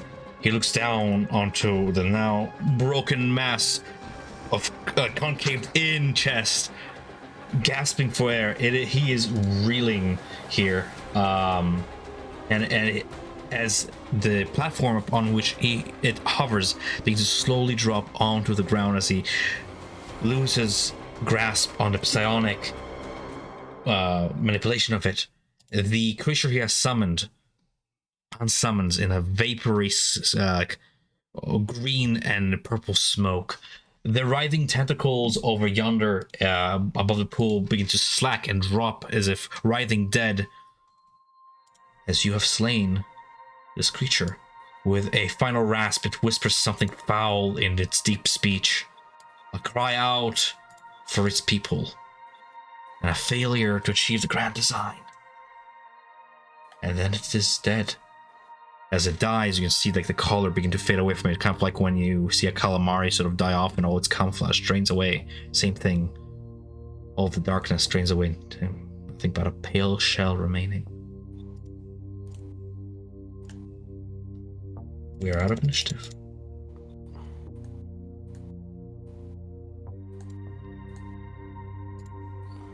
Quite settles upon room. Just like all the rest. Fucking scum hot. Hate you. Eric, without even saying a word, is gonna walk over to where the egg is inside of this pool of liquid. He's gonna go in and grab it. A miracle. Take I was that. hoping you were going to do that. As you walk into the brine pool, you feel yourself restored. First the muscles, the ache goes away, and then the fog upon your mind clears. It is as if you benefit from weeks worth of rest where you stand. Some sort of a rejuvenation pool has kept this illithid alive this entire time, and now you go ahead and negate that effect of the mind Oh devour. my gosh. Yeah. I was thinking normally, like, myself and Eric would never just walk into a strange vat of liquid, but I was like, I'm running with -5 intelligence right now. He has his memories. It calls to me. Some knowledge. Yeah. So just walk into the potentially dangerous liquid, grab the egg, and walk out. Right. Powerful alien magic? Question mark? Rejuvenating nonetheless.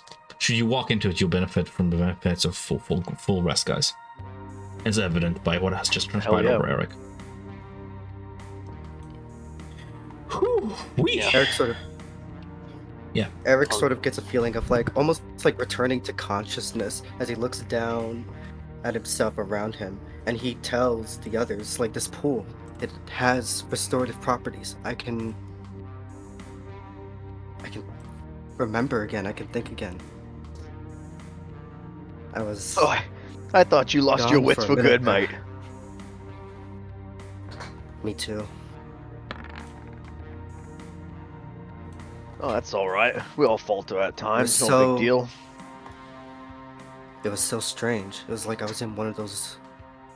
Felt like I was in one of those dreams where you're watching yourself do things without really being aware of it. I don't know how to explain it entirely. All the I was a while prisoner in my own mind. paralyzed by the paralysis demon. I suffer that. That's awful. But yeah, Eric grabs the egg, takes it out.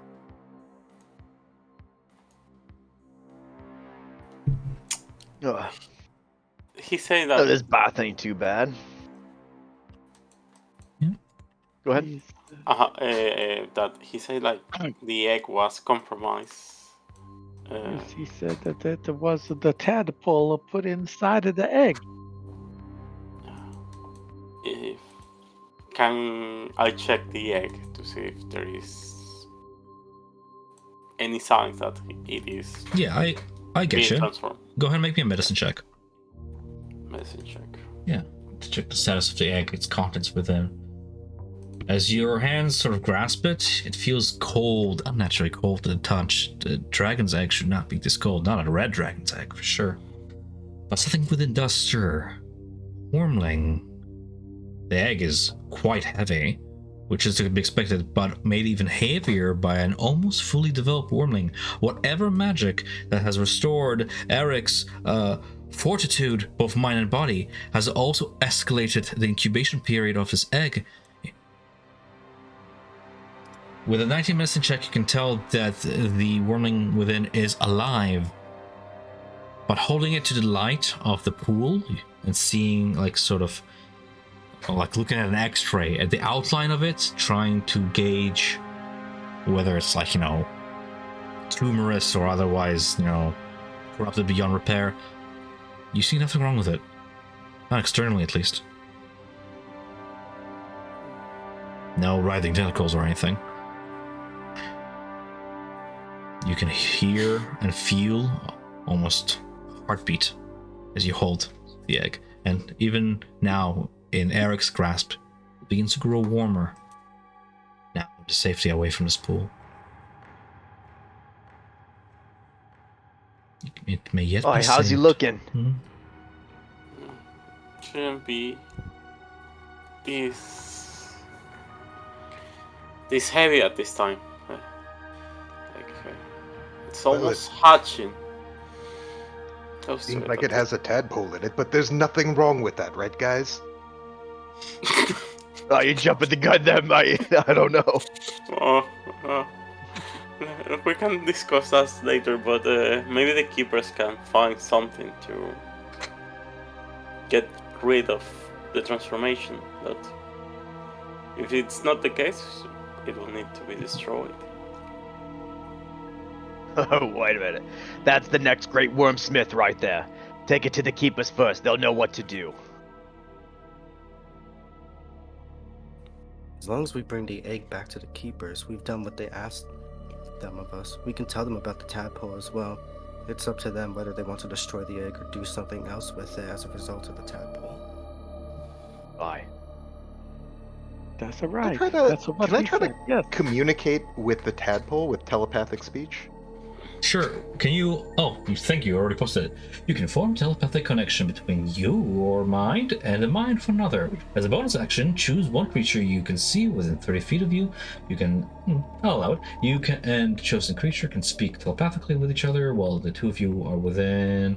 This seems familiar. This was not Lorian's old character, but it almost reads the same. It is similar. To understand, it's similar. To understand each other, you each must speak mentally in a language the other knows. I see. I see. Yes, you may. Hey, buddy. How you doing in there, little guy? What you get in response is less a series of words, but more like mental images projected back at you. And for a moment you can see a flash of the inside of the egg as if you're looking through the dragon's own eyes. The veiny, red lining of the egg from within. Hey, little guy. I have to tell you something. I've got some bad news. You're gonna have to get out of there. I'm pretty sure they're gonna kill you. So, at some point when you're ready, hop in my little pocket and I'll take care of you. You sense the creature in deep speech mind ask a question. New host? Sure, we could work something out. Sustenance? Yeah. Yes. Roll me persuasion?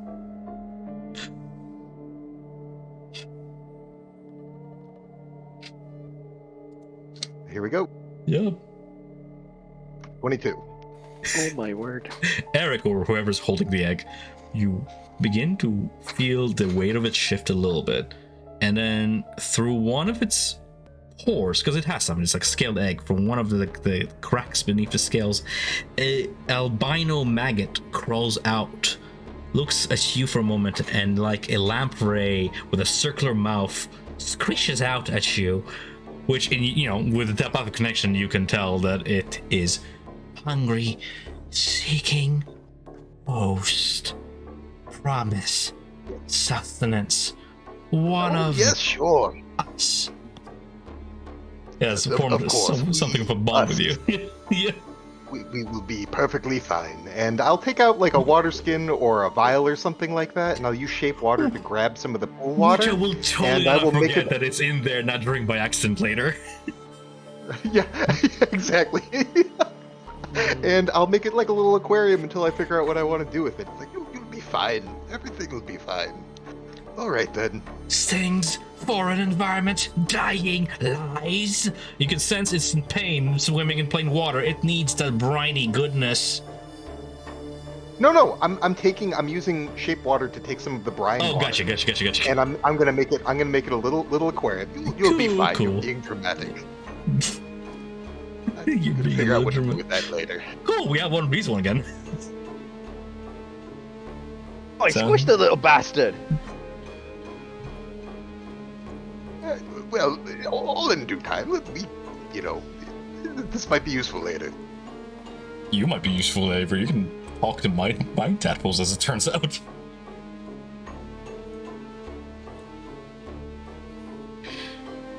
So, What did you just do?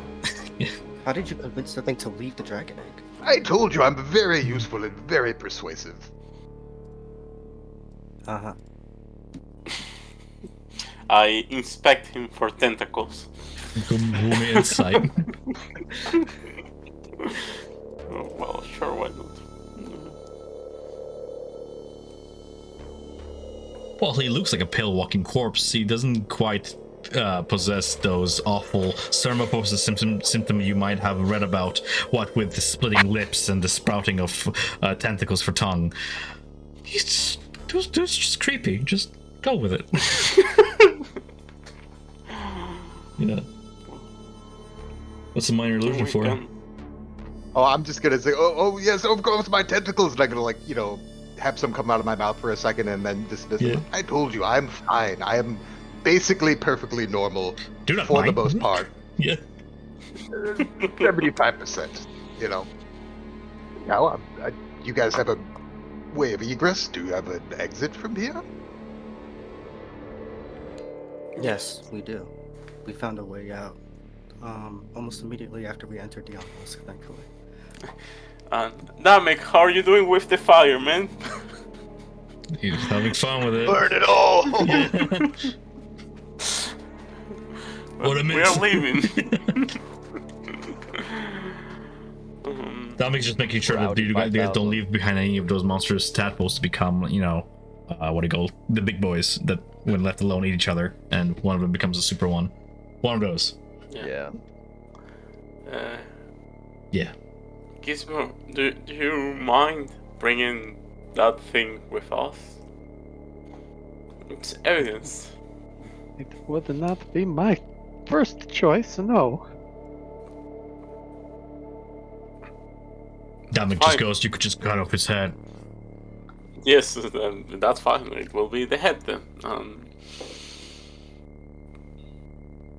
I wanna say I pick up the knife and start butchering. Yeah, you decapitate it. You don't have to be super descriptive about it. You do that. Yeah, exactly. I haven't tried to get me demonetized. I'll run the pockets and see if he's carrying anything of note. Cool. So while this creature does not carry much in terms of, spell components, being a psionic creature does not require such things, it does carry upon its body several of those strange-looking Eldrich tablets.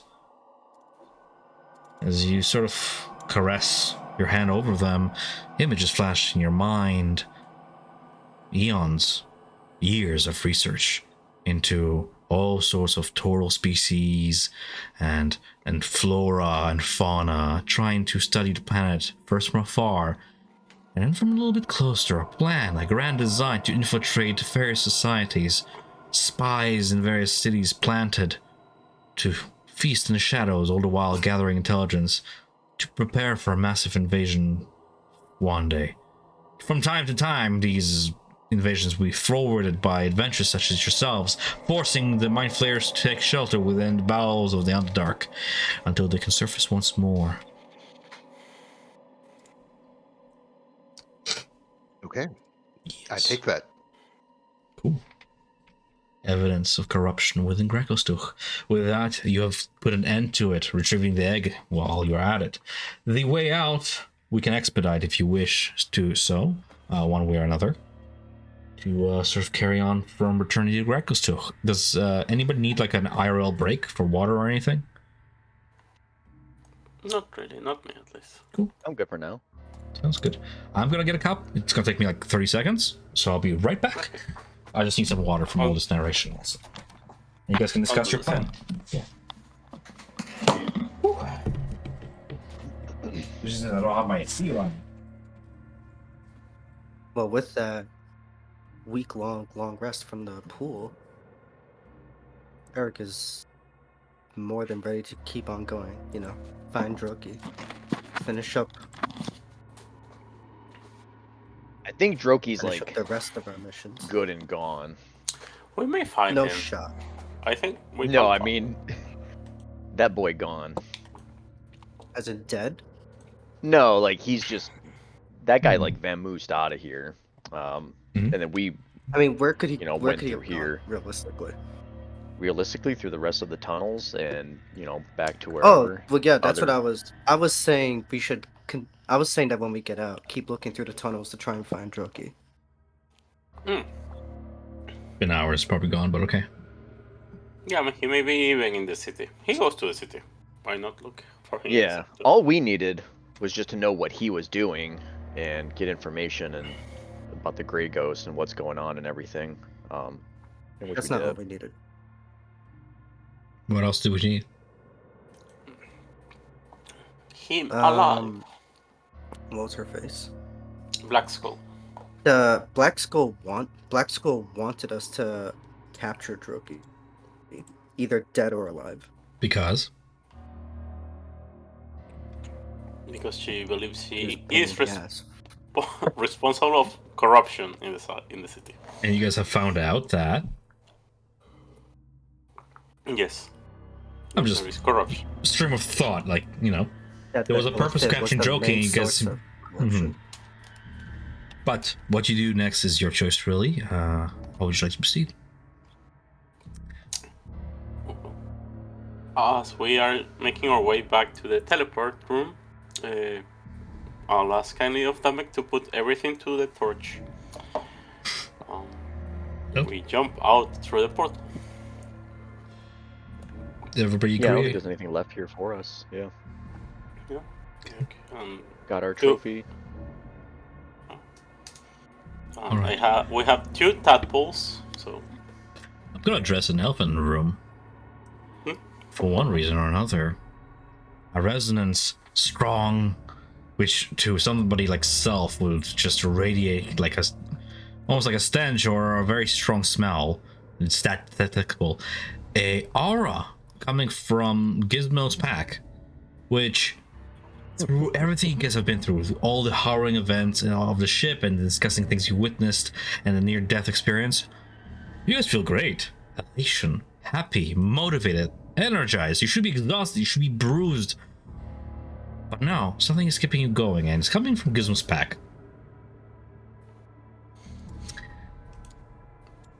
Gizmo, what's that smell coming from you? What does it smell like? Is it pleasant or unpleasant? cinnamon. That's the same. It's Christmas. I'm gonna say it's strong, and it reminds you of happy memories, so whatever makes your character happy in this context. It's the smell of fresh baked cookies. In the Yes, Underdark. I found this in the illicit Nautiloid when we were defeated the Elder Brain. It makes you very strong for physical challenges, I believe. And it makes me feel very happy.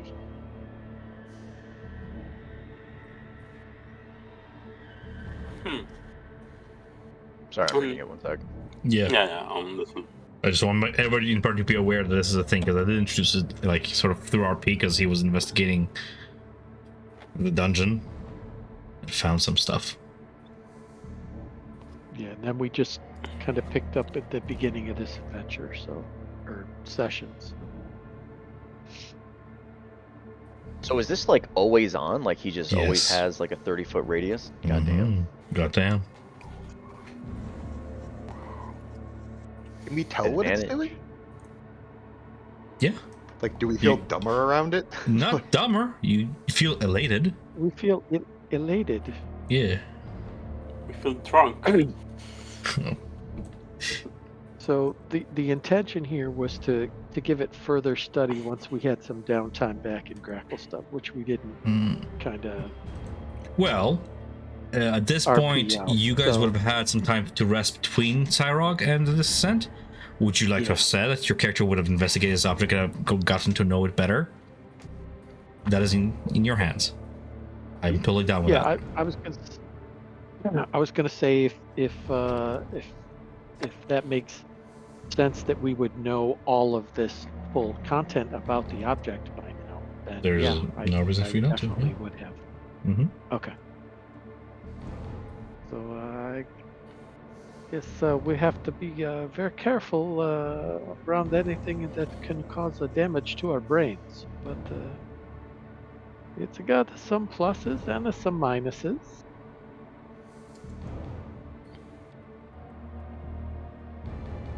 For me personally, it's one of those squid faces trinkets. Doesn't really interest me too much. I appreciate Eric your... is sort of Fred. frowning at the device. He says, "I thought that intellect valve was much more dangerous than they normally are, than the ones we previously encountered, because this device made us sensitive to its attacks." I appreciate your curiosity, but there has been signs of madness here. Oh, if you could stash it or sell it, maybe we could pick it up later. Perhaps it would be useful to someone of the Flame Keepers or someone else who would like to study it in Grackles. Here an idea. Why don't you offer it as a gift to the dragon? I doubt it has seen anything like this.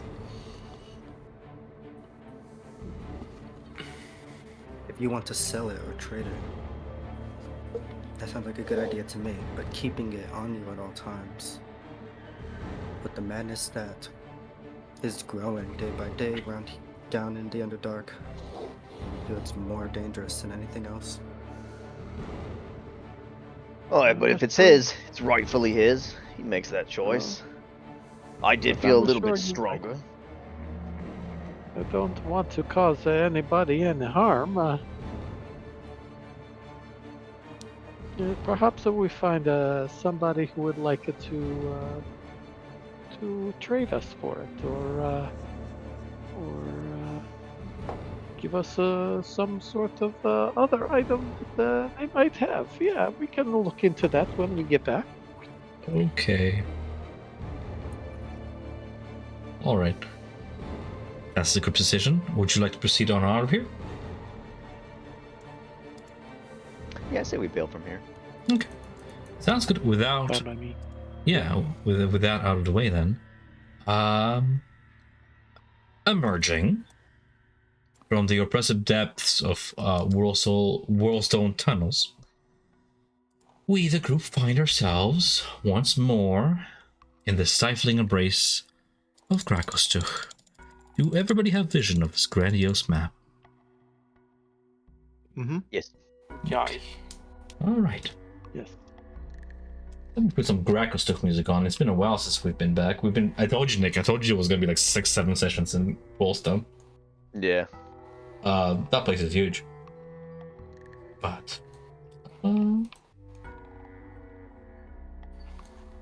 right, library. Grackles. There it is. The city is a cacophony of industry and fervent activity. The heat is immediate and intense. A wall of blistering warmth that greets you as you cross the threshold into the city. The ever-present clamor of hammers striking anvils and the rhythmic thrum of machinery fills the air. Soundscape near deafening. The red glow from the forges bathes the entire city in a sort of like a hellish light. As you navigate through the city's bustling streets, you notice that the lava river, Ladgur's Faro, continues to rage with its fiery brilliance, casting like its red-hot glow on the towering stalagmites and stalactites.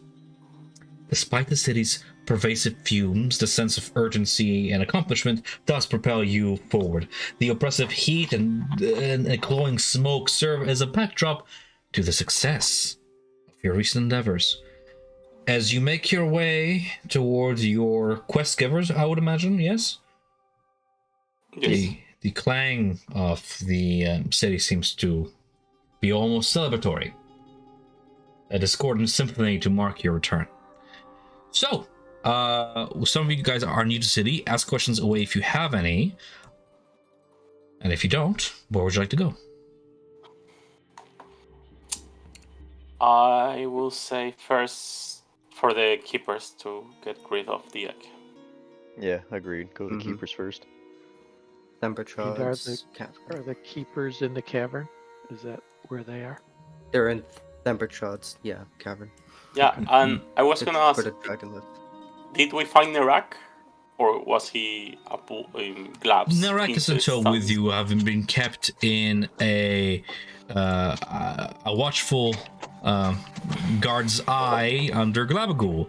So those of you new to the party, you get to meet yet another companion of ours, guarding what looks to be a small Darrow, which is a minute, almost gnome-sized dwarf, skinny with a crooked crown on his head and missing teeth and just a jittery composition to him.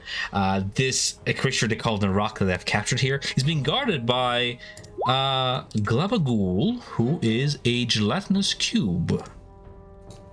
Two wide... Yeah? Go for it. Oh, no, go for it. Yeah, two wide eyes stare at you, jolly, as he burbles out a greeting, bowing low in a gentlemanly manner, and all the while wobbling suddenly at new faces joining the party. You don't recall large oozes such as gelatinous cubes ever being, possessing the ability to speak, and yet this one seems to have a small tinge of intelligence to him.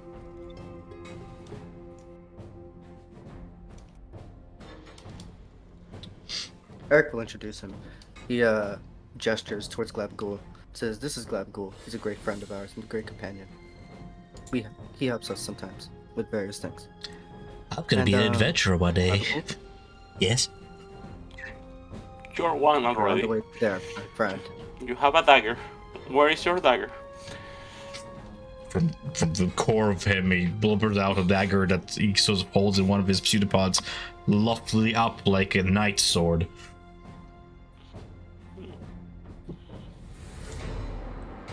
This would have stopped talking a while ago. He was really talkative, like a few hours ago, but then he just sort of began fuming.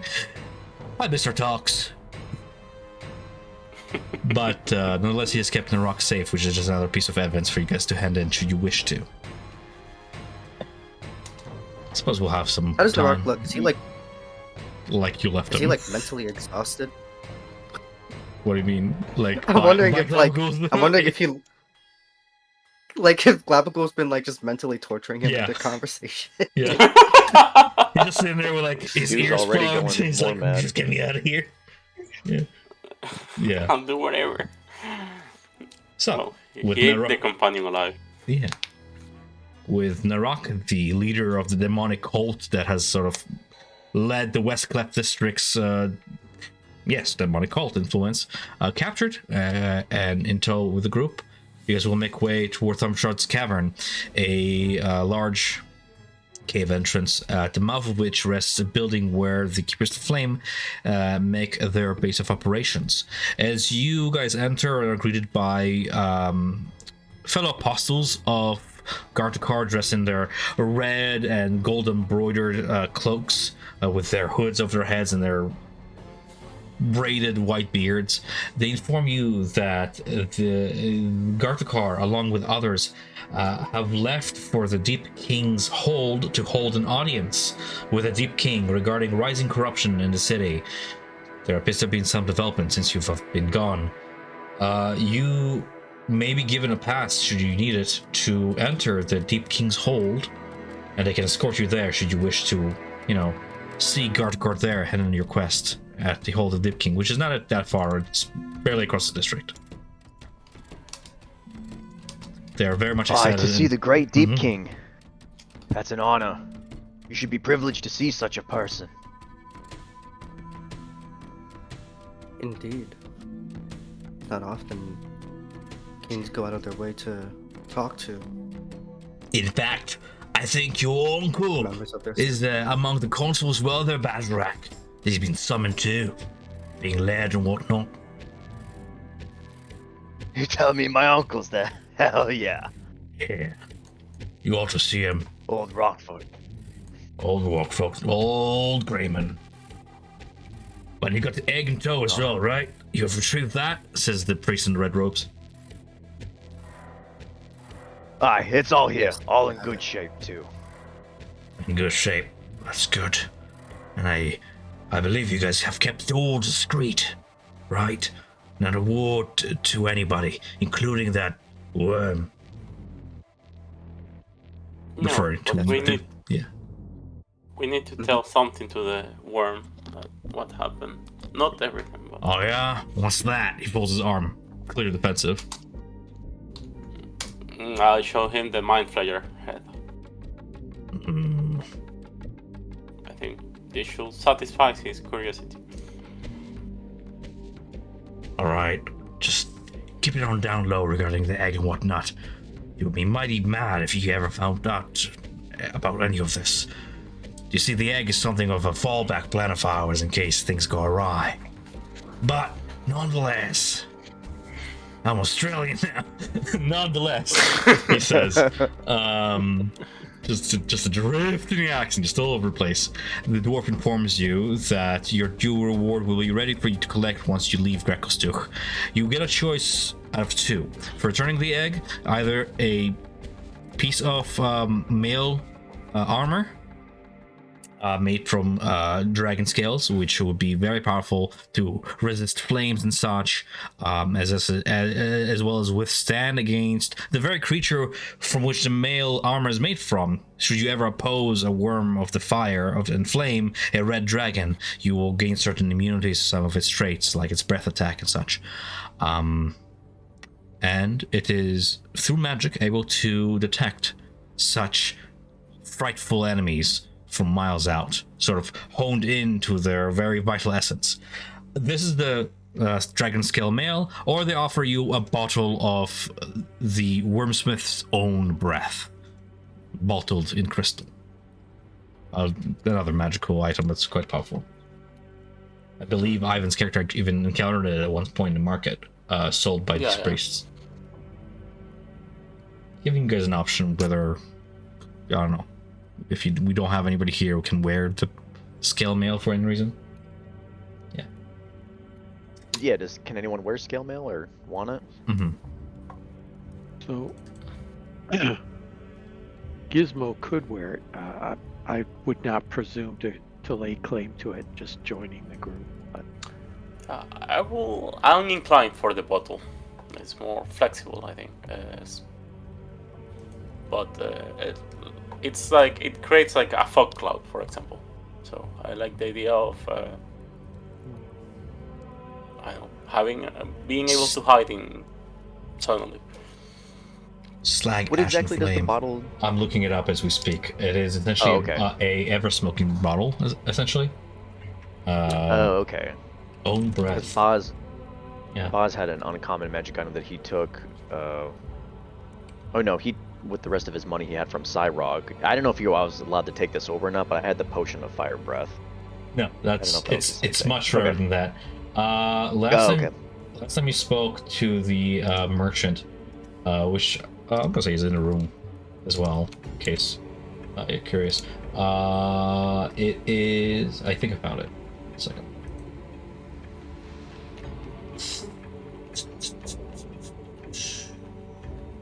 I got it here. Yes. So, wondrous item. An alchemical mimicry of Thumbershad's cinder made by the Keepers of the Flame as a ritualistic component. Smoke leaks from the stoppered mouth of this bottle. When you use an action to remove the stopper, a cloud of thick smoke pours out in a wide foot radius from the bottle, the cloud's area heavily obscuring all. And each minute the bottle remains open, this cloud sort of increases in radius, spreading out up to a maximum distance. Very wide distance, too. will probably fill most rooms. Then the cloud will persist as long as the bottle is sort of open, and closing the bottle requires you to speak its command word, which only you may know, being attuned to it, right? Or whatever.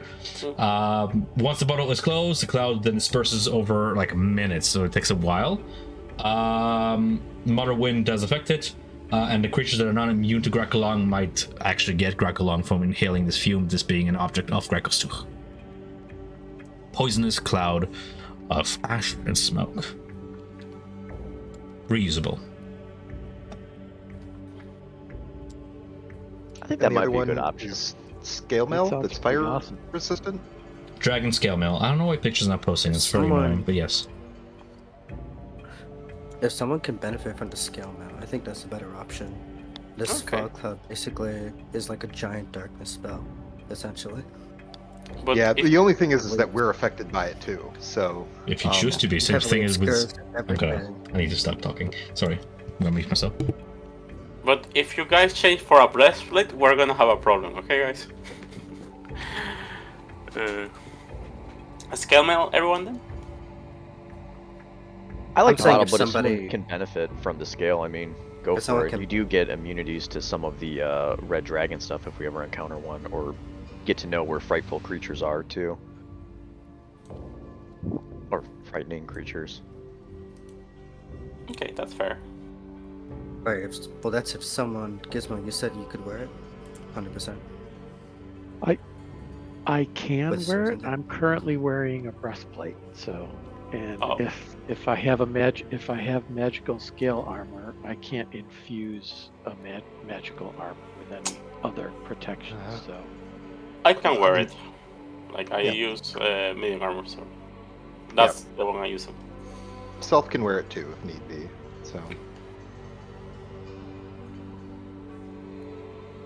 Yeah, if it benefits someone, then yeah, definitely take it. If you guys, I think the armor's way better, like on someone, because if we ever have to face a red dragon, like this, it's way better. Does it give fire resistance or just breath resistance? Fires, I yes. mean, trying to remember. Okay, Yeah. yeah, I mean, yeah. I see your point. I'm gonna say a scale mail. But the bottle kills casters. They cannot cast because they don't have vision. But scale mail. Mm-hmm.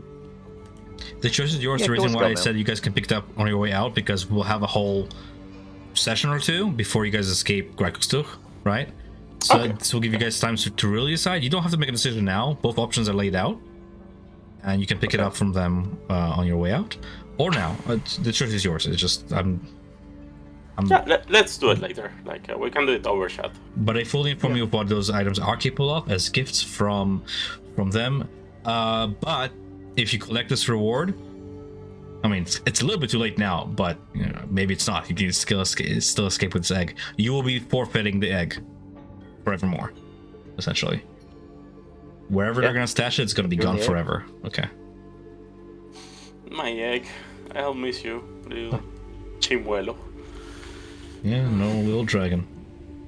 Oh, little dragon. Right. I was just gonna say, are we leaving the egg here with them before we head over to the Yeah. king? We'll hold on to it. hall? Yeah. We want the egg. We want the pet. I would. I think it would be a cool power move to walk in with the egg and be like, "Yo, look at what we got for you, boys," and then be like, "Boom." I'm gonna But say then again- it's gonna take at least a persuasion check to try and convince them of how awesome it's gonna and cool you're gonna look with the egg in front of the king, kind of thing, versus like here, safe with them, right? Yeah, I totally understand that. I'll give you the option because at the end, I want everything to be possible, but it's definitely like one of those things you might fail because I mean, realistically, no. Like, I mean, like Okay. it's their thing. Like, it got stolen from them, and it's like it's good to return it. There's no reason why they would be like stabbing us in the back and saying, "Oh no, they didn't do it," or anything like. I'm giving you a persuasion check because you're also Dwegar, therefore you're bound by honor to serve your clan and all that, and Dwegar don't usually Yeah. lie. So they might trust you. There is a chance of success at this. So, no, I want to present this to the king. This is my deed done and all that. Versus like, well, if you leave it here, it's safe, right? That's what I'm like. DC 10 persuasion check First- stuff thing. Yeah, from a Dwagar standpoint, no, I would rather. It's probably better to keep it with the actual keepers. Sounds good. So from here on in, then we have two choices. Either retrospectively, I'll give you the reward you have decided later on this week what you guys want, and I'll just be like, yeah, they gave you that reward you decided on at this point, or you guys can pick it up on the way out. Either doesn't really matter to me because if you're heading to the Hold of Deep King, it's not like you can like attune to it on the way there. So Yeah, we'll pick it up at the exit. Cool. Giving space for the new players to ask any questions. This is sort of a new environment for that they're walking in. While we are leaving Gregstoop behind, this is also like I don't want them to feel lost while we're still here. So I'm just going to ask where we met up with the gelatinous cube companion and the other Darrow captive. Are we dragging them along with us? Did we have a house or a place we were staying that we met up with them at on the way? I mean, we decided we were going to go take the egg back to the keepers, but so two questions. Therefore, I'm going to give. Yeah, two questions. I'm going to give two answers. In terms of a housing or lodging, whatnot, there is the gold bronze lair over here, which just translates from both Gaelic and Dwayar to the bullets, like those bowering creatures lair. It acts as a sort of like inn for any outsiders to the city, and that's pretty much where people in this party have been lodging for food and stuff. Okay. And right across from it in the Overlake Hold is sort of the guardhouse and prison where such convicts such as Narok, the leader of the cult, West Cleft, would be held prisoner. But it seems from what you've been informed that Bajrak's uncle, all sorts of high positioned Dwagar of the Council of the King, as well as the guard captain, have gathered as an assembly to see the king regarding recent chaotic developments in the city. And it can all be found there, which is the DM's way of being like, all your quest givers are in one spot. That way you don't just go from point to point to point to point. Thank you. Of course. Okay. But yeah, in terms of storing Narok, he'll be probably held in the Overlake Hold, and from there the Dwegar will do with him as they do with Daru. Interrogate. So we've already handed him over then. He's still with you guys. Oh, okay. That's all right. How the group has him by rope or by manacle is up to you guys. I know that the group has either, so. And if you don't, then Glavagul would just have him inside him. Slowly disintegrating. He'll be fine for like 30 minutes as you guys traverse the city and just kind of regurgitates him. Just a little escaped. He's fine. But yeah. Just keeping him on 1 HP. I will definitely get more into the companions that are with this party as we hit the road. I'm just sort of focusing on like really rounding up Grekostuk, if I may, right? But yeah, let's go turn everything in like in one spot. Yeah, I'm gonna ask a question here. It is 10 o'clock. We usually end at 9. I am good to go until late. I don't have a curfew. I'm just checking with people how you guys feel. Like, you guys feel like going another like hour or rounding the session up, and I'll just end like half an hour. Checking with everybody. Anybody against that? Yeah, half an hour would work better for me. Okay, I hear you. I'm gonna round off the session then with okay, sounds good. So, without any further ado, with the egg dealt with, you guys approach the hold of Deep King, following the party members who know their way there, especially Bajrak. You're familiar with the city and all that. The hold of the Deep King stands south of Lagwer's Faro and north of Thumbershot's lair. As you first lay eyes on it, you see it is a dark and foreboding edifice lodged between two great columns that rise up into thick clouds of smoke that conceal the cavern ceiling. Giant basalt braziers filled with molten lava bathe the place, and the palace facade in a hellish glow, and the thick stone walls bristle with iron turrets and battlements. Despite the apparent lack of visible guards, some of you know better. Your familiarity with the ways of Grakostuk reveals the truth behind it, this illusion. Hidden from the casual observer, an intricate network of invisible sentinels moves silently about, their heavy armor and disciplined footfalls. What? What? Somebody say something? Is my internet failing or it stumps? I think Nick's internet is failing. I thought it was on my end. Yeah, Tom, you're coming through like a robot. Last thing I was able Aw. to hear clearly was familiarity. Oh, And you were saying that those of us who know better are familiar with the ways of Grakostuk's invisibility. That was the last thing I heard clearly. Why is my internet being bad all of a sudden?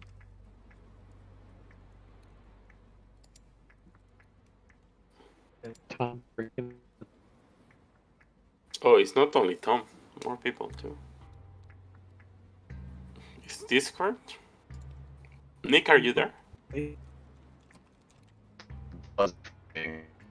It's Discord. Yeah, Discord is failing. I can only hear Lorian. All right. I can hear Tom and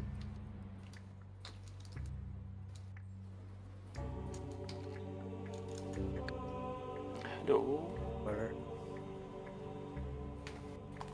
I'm just giving it a moment.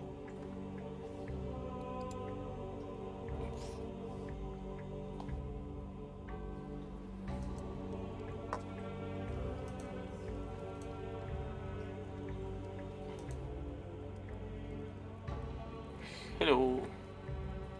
I'm back. You can hear me okay, right, Lorian? Yeah, I can hear you. Yeah.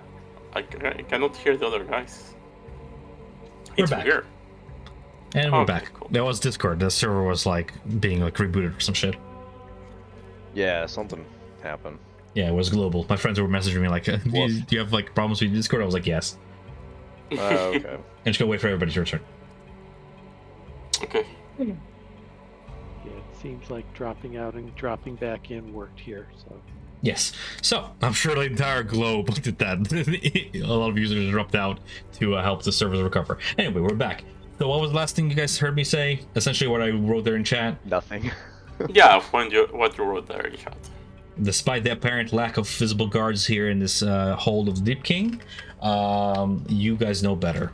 Your familiarity with the ways of the Dwegar and the Grakostuk reveals the truth of this illusion, as the guards here are almost entirely invisible out of your sight. Those of you who can cast see invisibility can see them plain as day.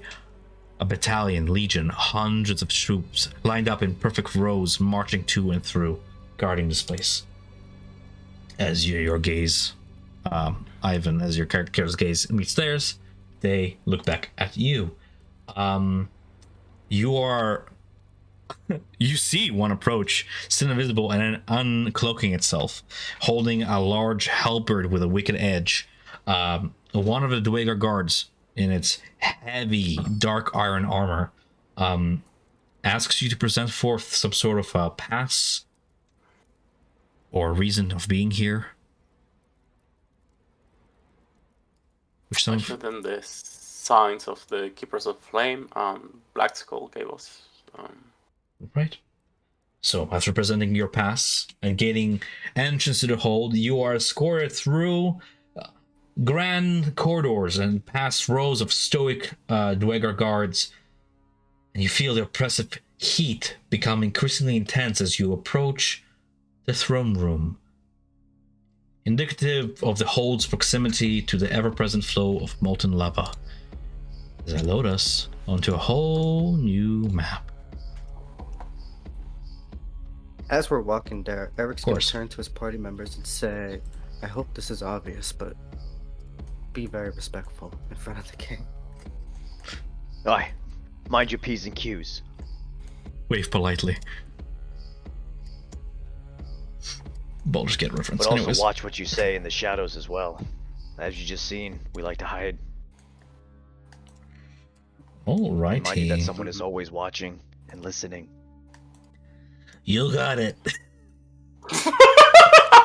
Fucking collapse. Ay. Neat. Oh. And I'm guessing Narak is also with you guys. I'm not gonna put a whole bunch of tokens for now. Actually, do you guys insist on bringing him with you? Sure, why not? Narak is here. Yeah, bring it. It's evidence. I'll put him on after this narration, just when I want to start wrapping things up. So, molten lava throughout. The throne room itself, if you all have vision, you can see it, is a vast and imposing space. Lava cascades down, troughs carved into the black basalt walls, sending like an unending stream of fiery light through the room. The heat is stifling, and the pungent scent of sulfur hangs thick in the air, making each breath a labor. Massive black columns, veined with hints of crimson, support the heavy vaulted ceiling, lending the hall an almost cathedral-like gravity. And at the far end of the room, an iron throne set atop a polished obsidian dais. Seated upon the throne is the Deep King, a Dwagar of imposing stature, encased in ornate armor and draped in regal cloaks. To his side stands a royal consort, her gown a striking array of shimmering gold coins that catch the light with every subtle movement.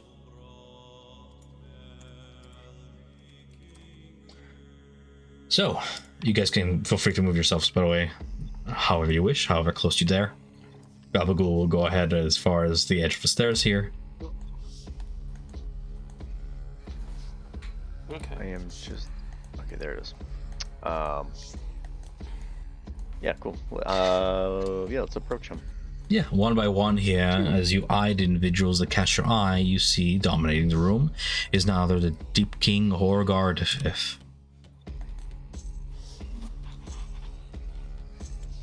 Just memorizing faces. You see, as you enter the throne room, your eyes also are drawn to a group of figures assembled before the Deep King. At the forefront stands Erd Blackskull, the formidable captain of the Stone Guard, her imposing figure clad in dark, polished armor, adorned with a sigil of high rank. She exudes an aura of authority. By her side is Gartkar, keeper of the flame and priest of Ladugar, his crimson robes intricately embroidered with gold to mimic draconic scales and wings that ripple as he clasps his hands before himself in a pleading gesture. The third figure most of you don't recognize, save for you, of course, Borjak. Standing beside the guard captain and priest is none other than Laird Rockford of Clan Goldfang. The bald, wispy, bearded clan leader is a study in contrast. Despite his genteel appearance, dressed in his gentlemanly refinements, including a monocle that gleams golden, his demeanor is that of a predatory hound, poised and bristling with barely contained aggression. These three figures are engaged in a heated discussion with the Deep King, their voices raised in urgent pleas. They speak of rising corruption throughout Grekostuk, their concerns echoing off the stone walls as they demand decisive action.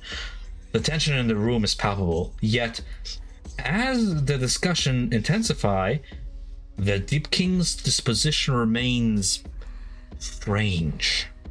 His face alternates between a slack, disoriented expression and then one of frantic, almost maniacal laughter.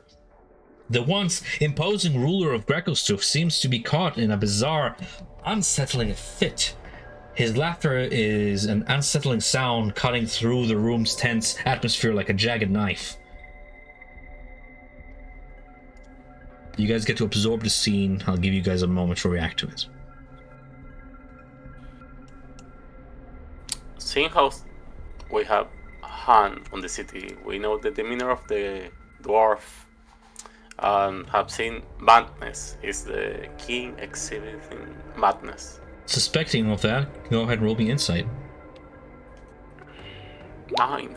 9. I'll tell you the obvious, but nothing beyond that. The royal consort beside him seems to almost glow radiantly with mirth at this theater unfolding before you. His behavior sure seems to, seems irrational. For a ruler of Garxel, you expect, like, a furrowed king with a deep voice and even grimmer disposition about him. But what you see before you is an old fool. Madness is very likely. The royal consort beside him, her gown of gold coins shimmering with an almost predatory delight, watches the scene unfold with a devilish smile, her eyes gleaming with malicious amusement, seem to revel in the king's derisive mockery of his subjects. Her presence, seemingly detached from the chaos, only heightens the sense of dread that you might feel and the confusion in the room. Do with that information as you will.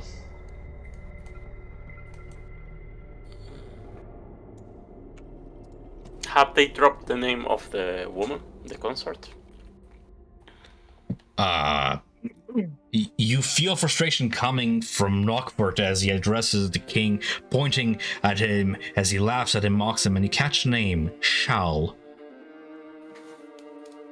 He describes in a few colorful words that I, Tom, a gentleman, shall not repeat.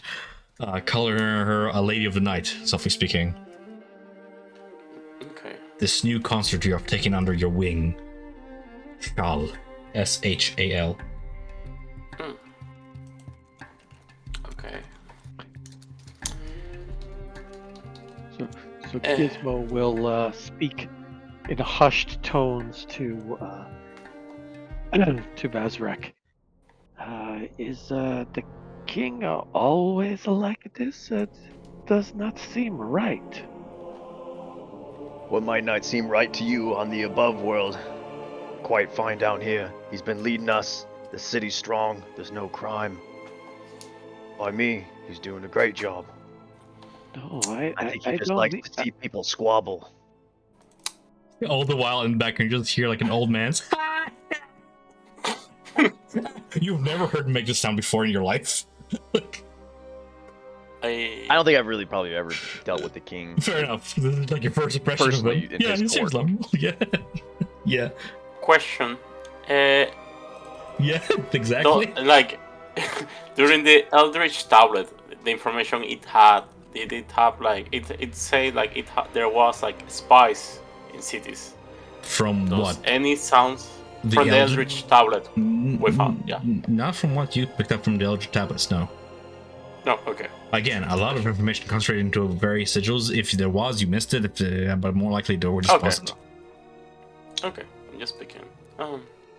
Leaning back to Gizmo though, real quick, I would probably say like, after standing by what I said, but it would still be, he's not really quite what I imagined. Not like how my uncle had said. Is it your uncle here? He kind of gestures with his eyes, like tilting his head up and showing the man to the right, Rockford, Goldfang, the man. That's your uncle. Oh, I see. Aye, be careful around him. A little testy lately. I'll lean over to Bazarek and just say, "This is not normal. That is not how he normally acts, right? I mean, that cannot be." This is my first interaction as much as it is yours, mate. But I'm a little bit thrown off by what's normal here, given the. He points back at the goo behind that. That really threw me. I think I might be on the wrong planet, honestly. But let me try something. And I'm gonna cast Detect Thoughts and kind of like walk my way up within range of the throne to it, if possible, and introduce myself as his nephew's friend.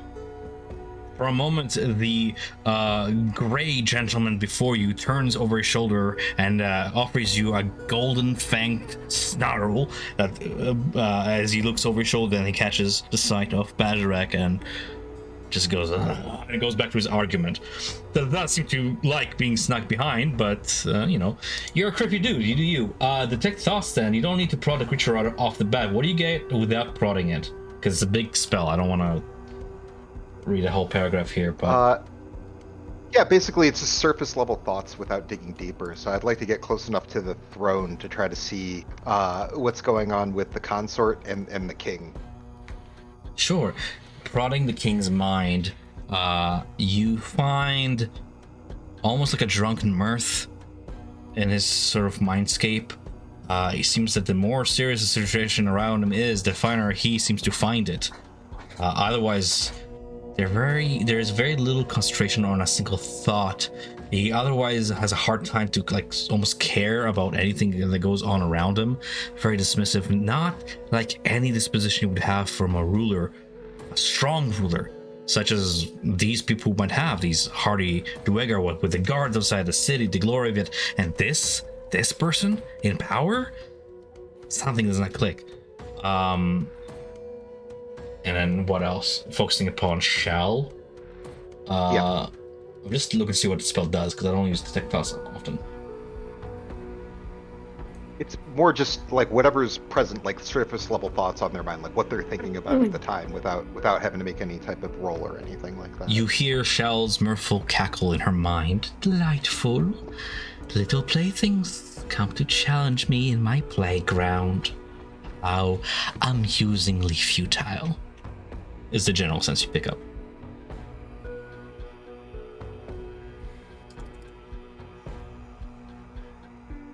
Eric is gonna like this.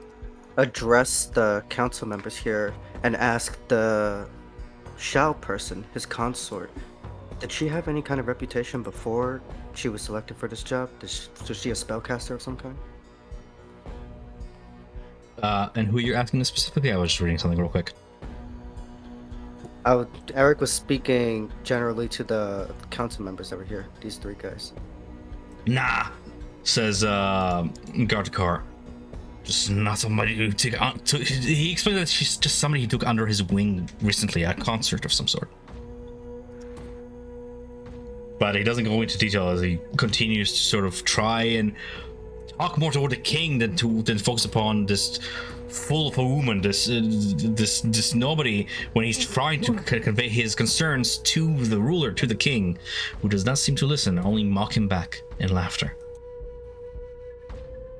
Frustration grows upon him. This would be a good time to show that we have retrieved the egg and captured a prisoner. To show there's been some decisive action taken. They need to know that. The council members, they keep squabbling amongst themselves, though. We can try to bring some order to them. As for the king, it's... Now I'm having second guesses. And then I'm going to call out to my uncle, even though he's kind of squabbling and such with the others, and as the king's like, no, over boy, you come here. You voice your thoughts just as much as your uncle does. This, my liege, please, heed our words. He just continues his plight, inviting you to speak up as well. You are as much a member of the clan as he is. Okay.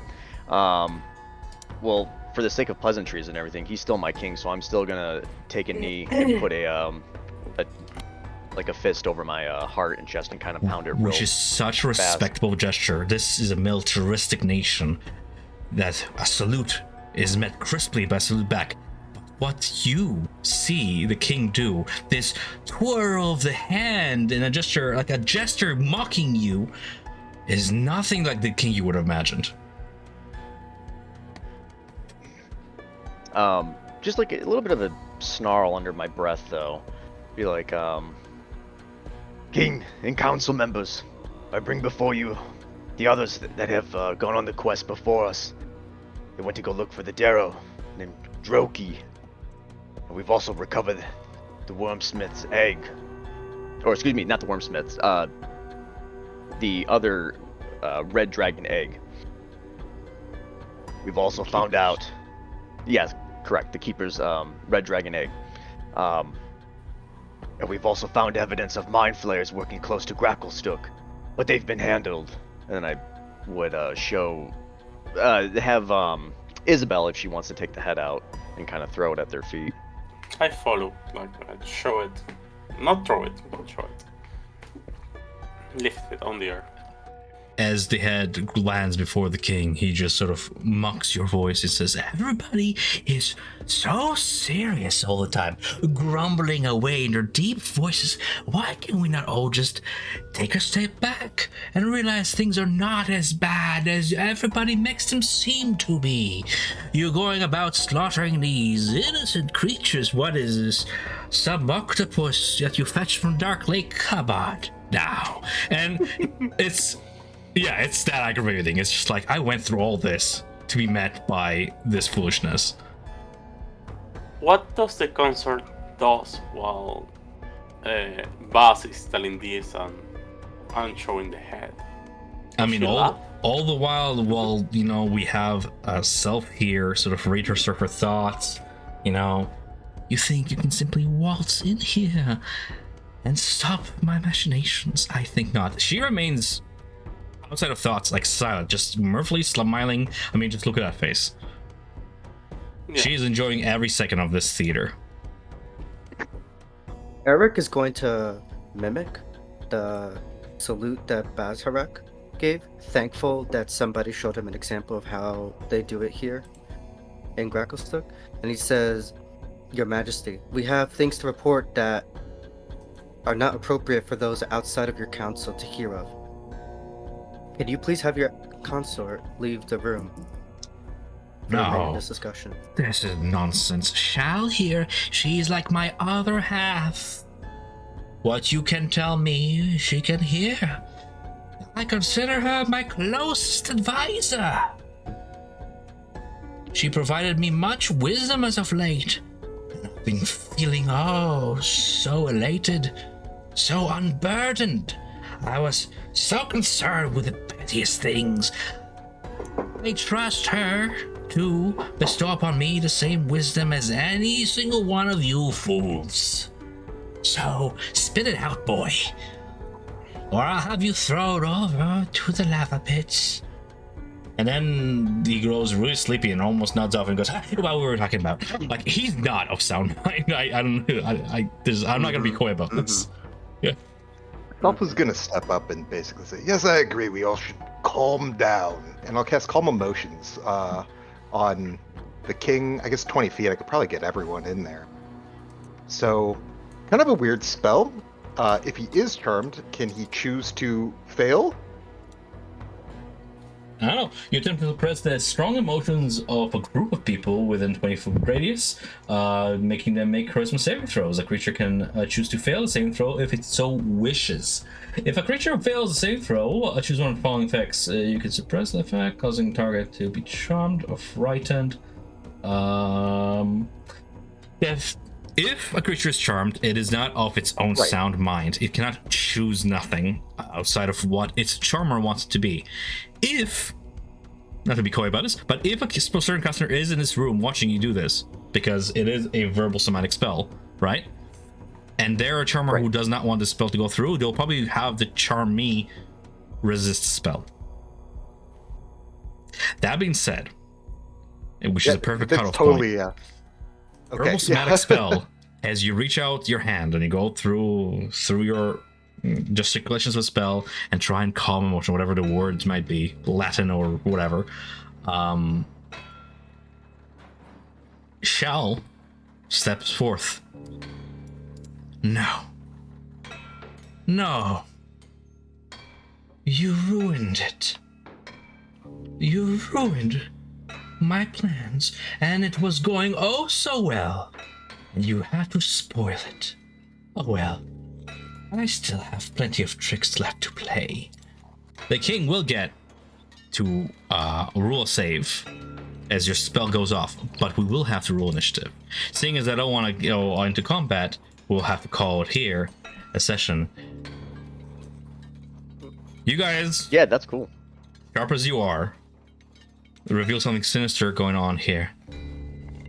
and wanting to rid of you and all witnesses here in the room to continue her ploy, tasked with maintaining this madness upon the king, Shao reveals herself for what she truly is. A fiend. A charmess. I knew it. An incubus. Or wings, bat-like, unfold from beneath her cloak. Horns sprout as she reveals herself, and at her command, she says, "Let's add a little spice to this party, shall we? Oh, boys!" And you see, like, a whole bunch of imps, like, spawn around you guys. We're gonna call it session here, and we're gonna start it from this encounter as you face off against this demonic force of incursion in the throne room within the very core of Grekostuch. You, the guard of the captain of the guard to car, and old Uncle Rockford. We'll see how that goes. For the sake of not leaving you in suspense for the whole week, whether or not I succeeded or failed on this charisma saving throw. Did he see 16? 16, yep. Charisma.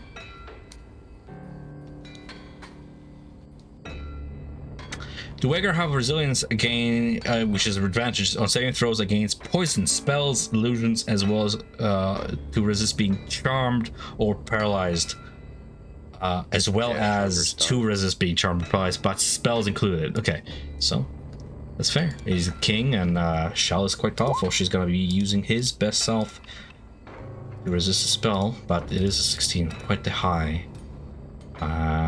saving throw, and I have a mere 2 to my roll. Yeah.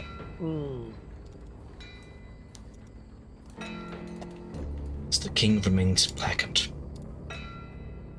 complacent, charmed by this demoness. Alrighty then.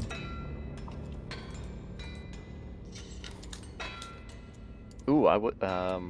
Gizmo still has his gadget even though he's far away. Oh, fuck, we're still in meters.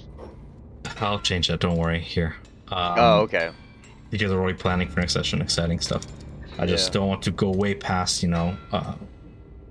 curfews and whatnot. Yeah, Actually, you should be back to feet now. Yeah. Oh, are you saying he might have disadvantage on this because of that thing? Well, he's not 30 feet. He's more than it right now. But I mean, Okay. like, if you're willing or anything, it might be like a really cool thing if you were able to try again. I'm just brainstorming, dude. And he has that item. I was just thinking out loud. Right. But we have other ways though too. I'm just brainstorming. Yeah, I'm excited. Me too.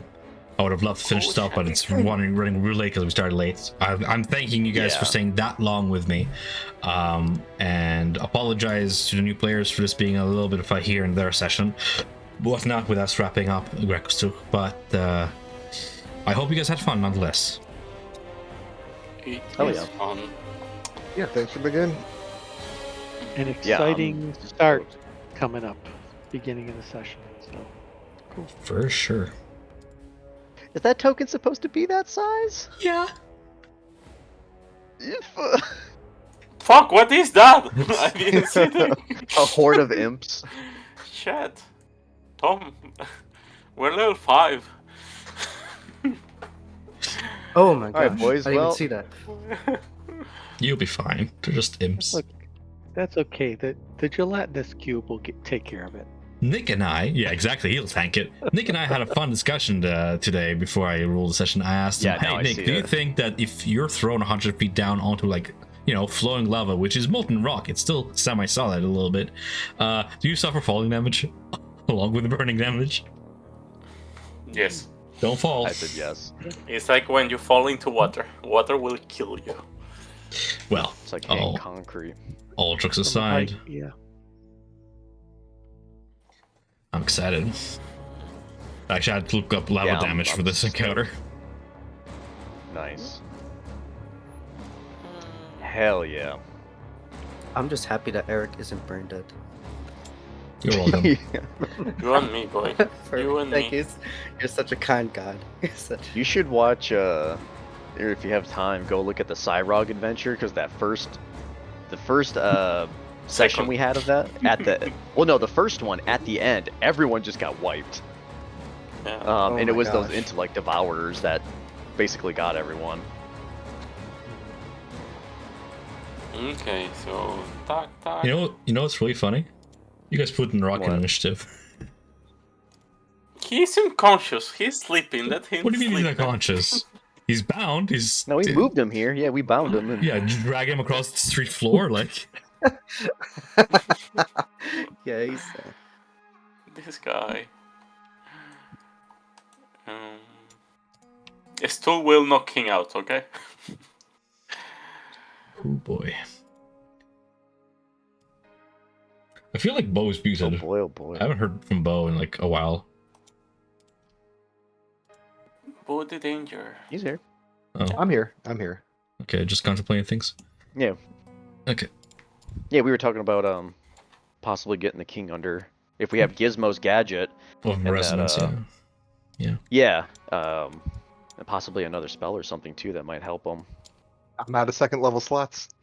Oh no. You guys Like, had the no, opportunity. no, I can make one. You had an opportunity to long we had rest a- before this with the rejuvenation pool.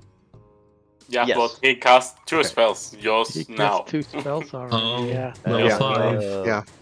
Yeah. That's right. The thing is about detect thoughts, or what was the last spell you cast? Calm emotion. It is concentration. Yeah. So Okay. do they get to like that area? I think that you it's. try- I think what it is that it's concentration. But if they make the save, like if they failed the save, then I have to concentrate on it to keep it going. I Yeah. think. Right. Okay. Yeah. You have to make the save. If they fail, you concentrate on it. Okay. This You're 16 calming is their quite emotions high while though. I concentrating. had a very small chance of succeeding that, and I just happened to because of the way the demon is controlling a Dweger after all. Only makes it that much more cinematic. Save the king. Hell yeah. Yeah. Once we defeat things, I can make more spell slots if I need to. Sounds good. To try to like get the charm effect or whatever it is off of him. Mm-hmm. Yeah. Like, don't lose initiative, guys. Boys and lady, that's my king. He cannot fall. Man, I want to watch Lord of the Rings now. What do you Hell mean yeah. his name is Snake Tongue? Or whatever, Worm Tongue, whatever his name is. Yeah, Worm Worm tongue, Tongue. yeah. The guy whispering in his ear. He is not welcomed here. Yeah. Has to teeter on the edge of not being too coy about things, but being like obvious enough to make it fun, sort of thing. Yeah, makes sense. Without being like, oh, is that Yeah, I minus? enjoyed everything. You don't know. Like, I hate that shit. Like, when the player catches what the DM is throwing and then asks the DM a good question, and the DM is like, well, you didn't roll high, so. Yeah. Like, it's weird. Yeah, I feel you. Partial successes and all that. 9, though, is kind of low, though. Not giving you any information to help you defeat Shao with any of that insight. Fortunately. No worries. Hell yeah, man. We're making strides here in Gracklestook. Yes. We're killing the Yeah, king. everyone. No, we're not. We're killing King! Overthrow the government! Isabel, Hold hold that. that. Chill, chill. We are the government now. Think about it. There's invisible guard. There's invisible guards all over the place. Yeah, you're getting attacked by imps all over the place. Yeah. Yeah, she could also command him to like not be there. I I thought there was like invisible Dwegar. I'm gonna say this, Nick. If I can have one Demoness charm 100 guards, you're in a world of trouble. Yeah. It's a demon lord. Yeah. It's like Orcus. Yeah. No, we've been there once. I had my fill for now. I'm gonna put a pause on that a little bit. Just a little fun encounter. Yeah. Or you know what? Lorian's right. I should have like 200 guards just march in and do the encounter for you guys. One of these common encounters. Yeah, Lorian. I love when my adventure is resolved by other people. You guys sit there while I roll against myself 100 rolls. Yeah. Just get the Zerorn coming in with the flamethrowers With the and just like flamethrower. just purge everything. It's just Yeah. standing there like basking in the flames, like I'm immune to I'm from the hells, dude. Like, Well, I don't know why I always imagine this, but I always imagine it being like a blue flame or something, and it's different than just normal flame. But like, there's no reason to think that. I don't know why. I always think it's like a special flame that they have because they're so industrialized. Yeah, Naplum, napalm. Cool. Hell yeah. Well, I definitely want to see what the fuck's going on next time. Yeah, I'm checking my spells, and my AoE is quite limited. Just nuke the entire platform. You don't need allies. Just Dark Urge it. Just make a shield wall, so the imps at the south end just can't like roll up on us. Speaking of walls, and I'm asking this for absolutely no reason whatsoever, but spells, do they go through walls of forces? No. Are you sure? No, a lot of them require. Well, some of them say that they do, but they're very specific. Requires they say, like, sight. A wall of force is transparent. Oh, you're saying wall of force. I'm sorry. Wall of force. I just meant walls in general. It's like me. It says like you cannot go through the astral place or the ethereal plane. So I'll say like spells. Cool Yeah, that's movement. One thing does not imply another. I'm reading spells that we discussed this, but I'm just curious if anybody knew off the bat. Invisible wall of forces. I don't know. I feel like if you're casting a wall of force and you're putting a dome around yourself, like I don't think another person's spell should be able to go I'm just talking through about that. wall. Just if your spell intersects, nothing can physically pass through the wall. It is immune to all damage and can't be dispelled by dispel magic. It says nothing about blocking spells. Oh, I'm rolling this correctly. Yeah, it just says it can't pass through it. So physically, I can cast fireball or misty step. Nothing can physically pass through it. So if it's like something like, I don't know, is the weave physical? I'll have to do some reading between sessions, I suppose. Yeah. Well, with fireball, the way that spell works is that like you conjure a small bead of fire from wherever, and you throw it towards where you want it to explode. I would feel so like in that case, once it explodes, it's the same weave energy that it bends around corners, but it is still blocked by solid walls, and this blocks things physical. I would feel like it would clash, but then like we're forming exceptions. You know, oh, this spell is physical, but like detect thoughts isn't. It's not anti-magic though. That's my thing. Where, as long as it's a point you can see, I'll have to read about it. I'll have to make a DM calling here. It's very weird. It stops physical things. I think that's totally DM. It's like obviously like if you cast catapult on something inside the wall and try to throw it at something outside, that would be So, but other stuff, I don't know. Like moonbeam, I don't see why that would stop it. You know, also, are you gonna fireball the king? I don't know. Why do I care? Go for it. Fireball the king. We are the government. I'll definitely read into this. I was just wondering, but I'm pretty sure I ruled this correctly. Where like Bo's spells definitely go through whatever defenses either the king or Shell has. Right. Okay. I'm trying to be meta about this, but also I'm trying to be fair about this. So there's no way for me to be that without being like there's a wall. Especially if you're talking about reading. Yeah, reading thoughts and stuff like that. There's definitely no physical thing that has to pass through it, you know. So right. You know, let's ask ChatGPT. They know. He knows. Come on, man. He knows, guys. When you used Wall of Force in the last session, right? You basically had to build a wall. You had a limited number of blocks, etc., a way you were constructing that wall. 10 by 10, yeah. So before the concentration was broken and the wall came down, feels bad.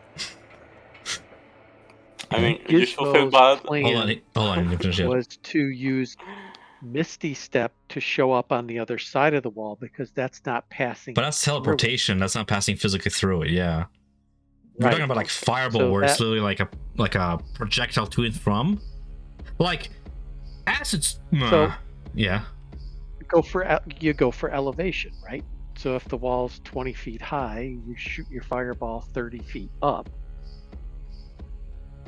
So you have to, it might not be effective to people who are on the ground on the other side, but you could go over the wall and around. That's absolutely not an argument. That is, you can absolutely do that. Yeah. That is not intersecting with the wall, though. Yeah. Right. I do think that fireball would not pass through the wall of force if you're completely doming yourself in it. I just think Because that, like, even though yeah, you're it wouldn't. conjuring fire, Yeah. it's still. I don't think it would. I think it would just clash and just bounce off. It feels like it's a Or spell just meant to be dissipate like a on giant it. shield. It's a wall of force. Yeah, that's what it it's meant feels for. like. You know. But you're conjuring real flame, though. Like, it's magic, but yes, but it is real flame. It does damage. It has a property to it. It has all that stuff. It is physical. It's manifested Wall of through force, whatever block, magic. fireball. That's how I see it. Now I want to resolve it on air. Yeah. Yeah, I feel like any spell that conjures something physical that travels from one location to the other should be blocked by the wall of force. Whereas other things I where found an it's answer in not the PHP. physical or What does it Oh, say? did you? Chapter 10 of spellcasting: clear path to the target. To target something, well, you must have a clear path to it, and it can be behind total cover. Wall of force is total cover. Because of the way makes like things don't pass through it physically. If you place an arrow effect at a point that you can't see or is obstructed, such as a wall between you and that point, the point of origin comes into being on the rear side of that obstruction, which is a verbose way of saying it blocks it. Yes. Interesting.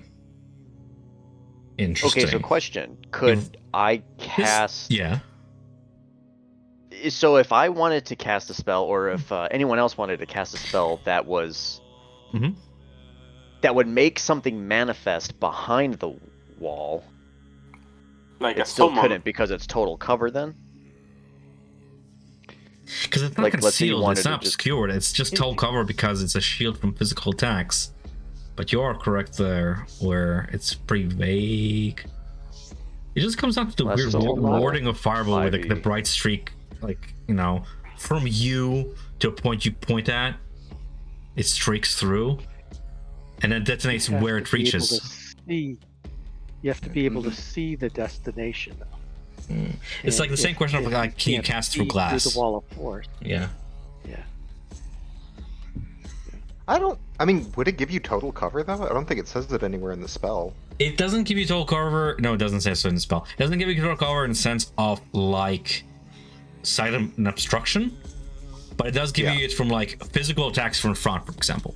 This is what I mean. Right. So this is like where it's like,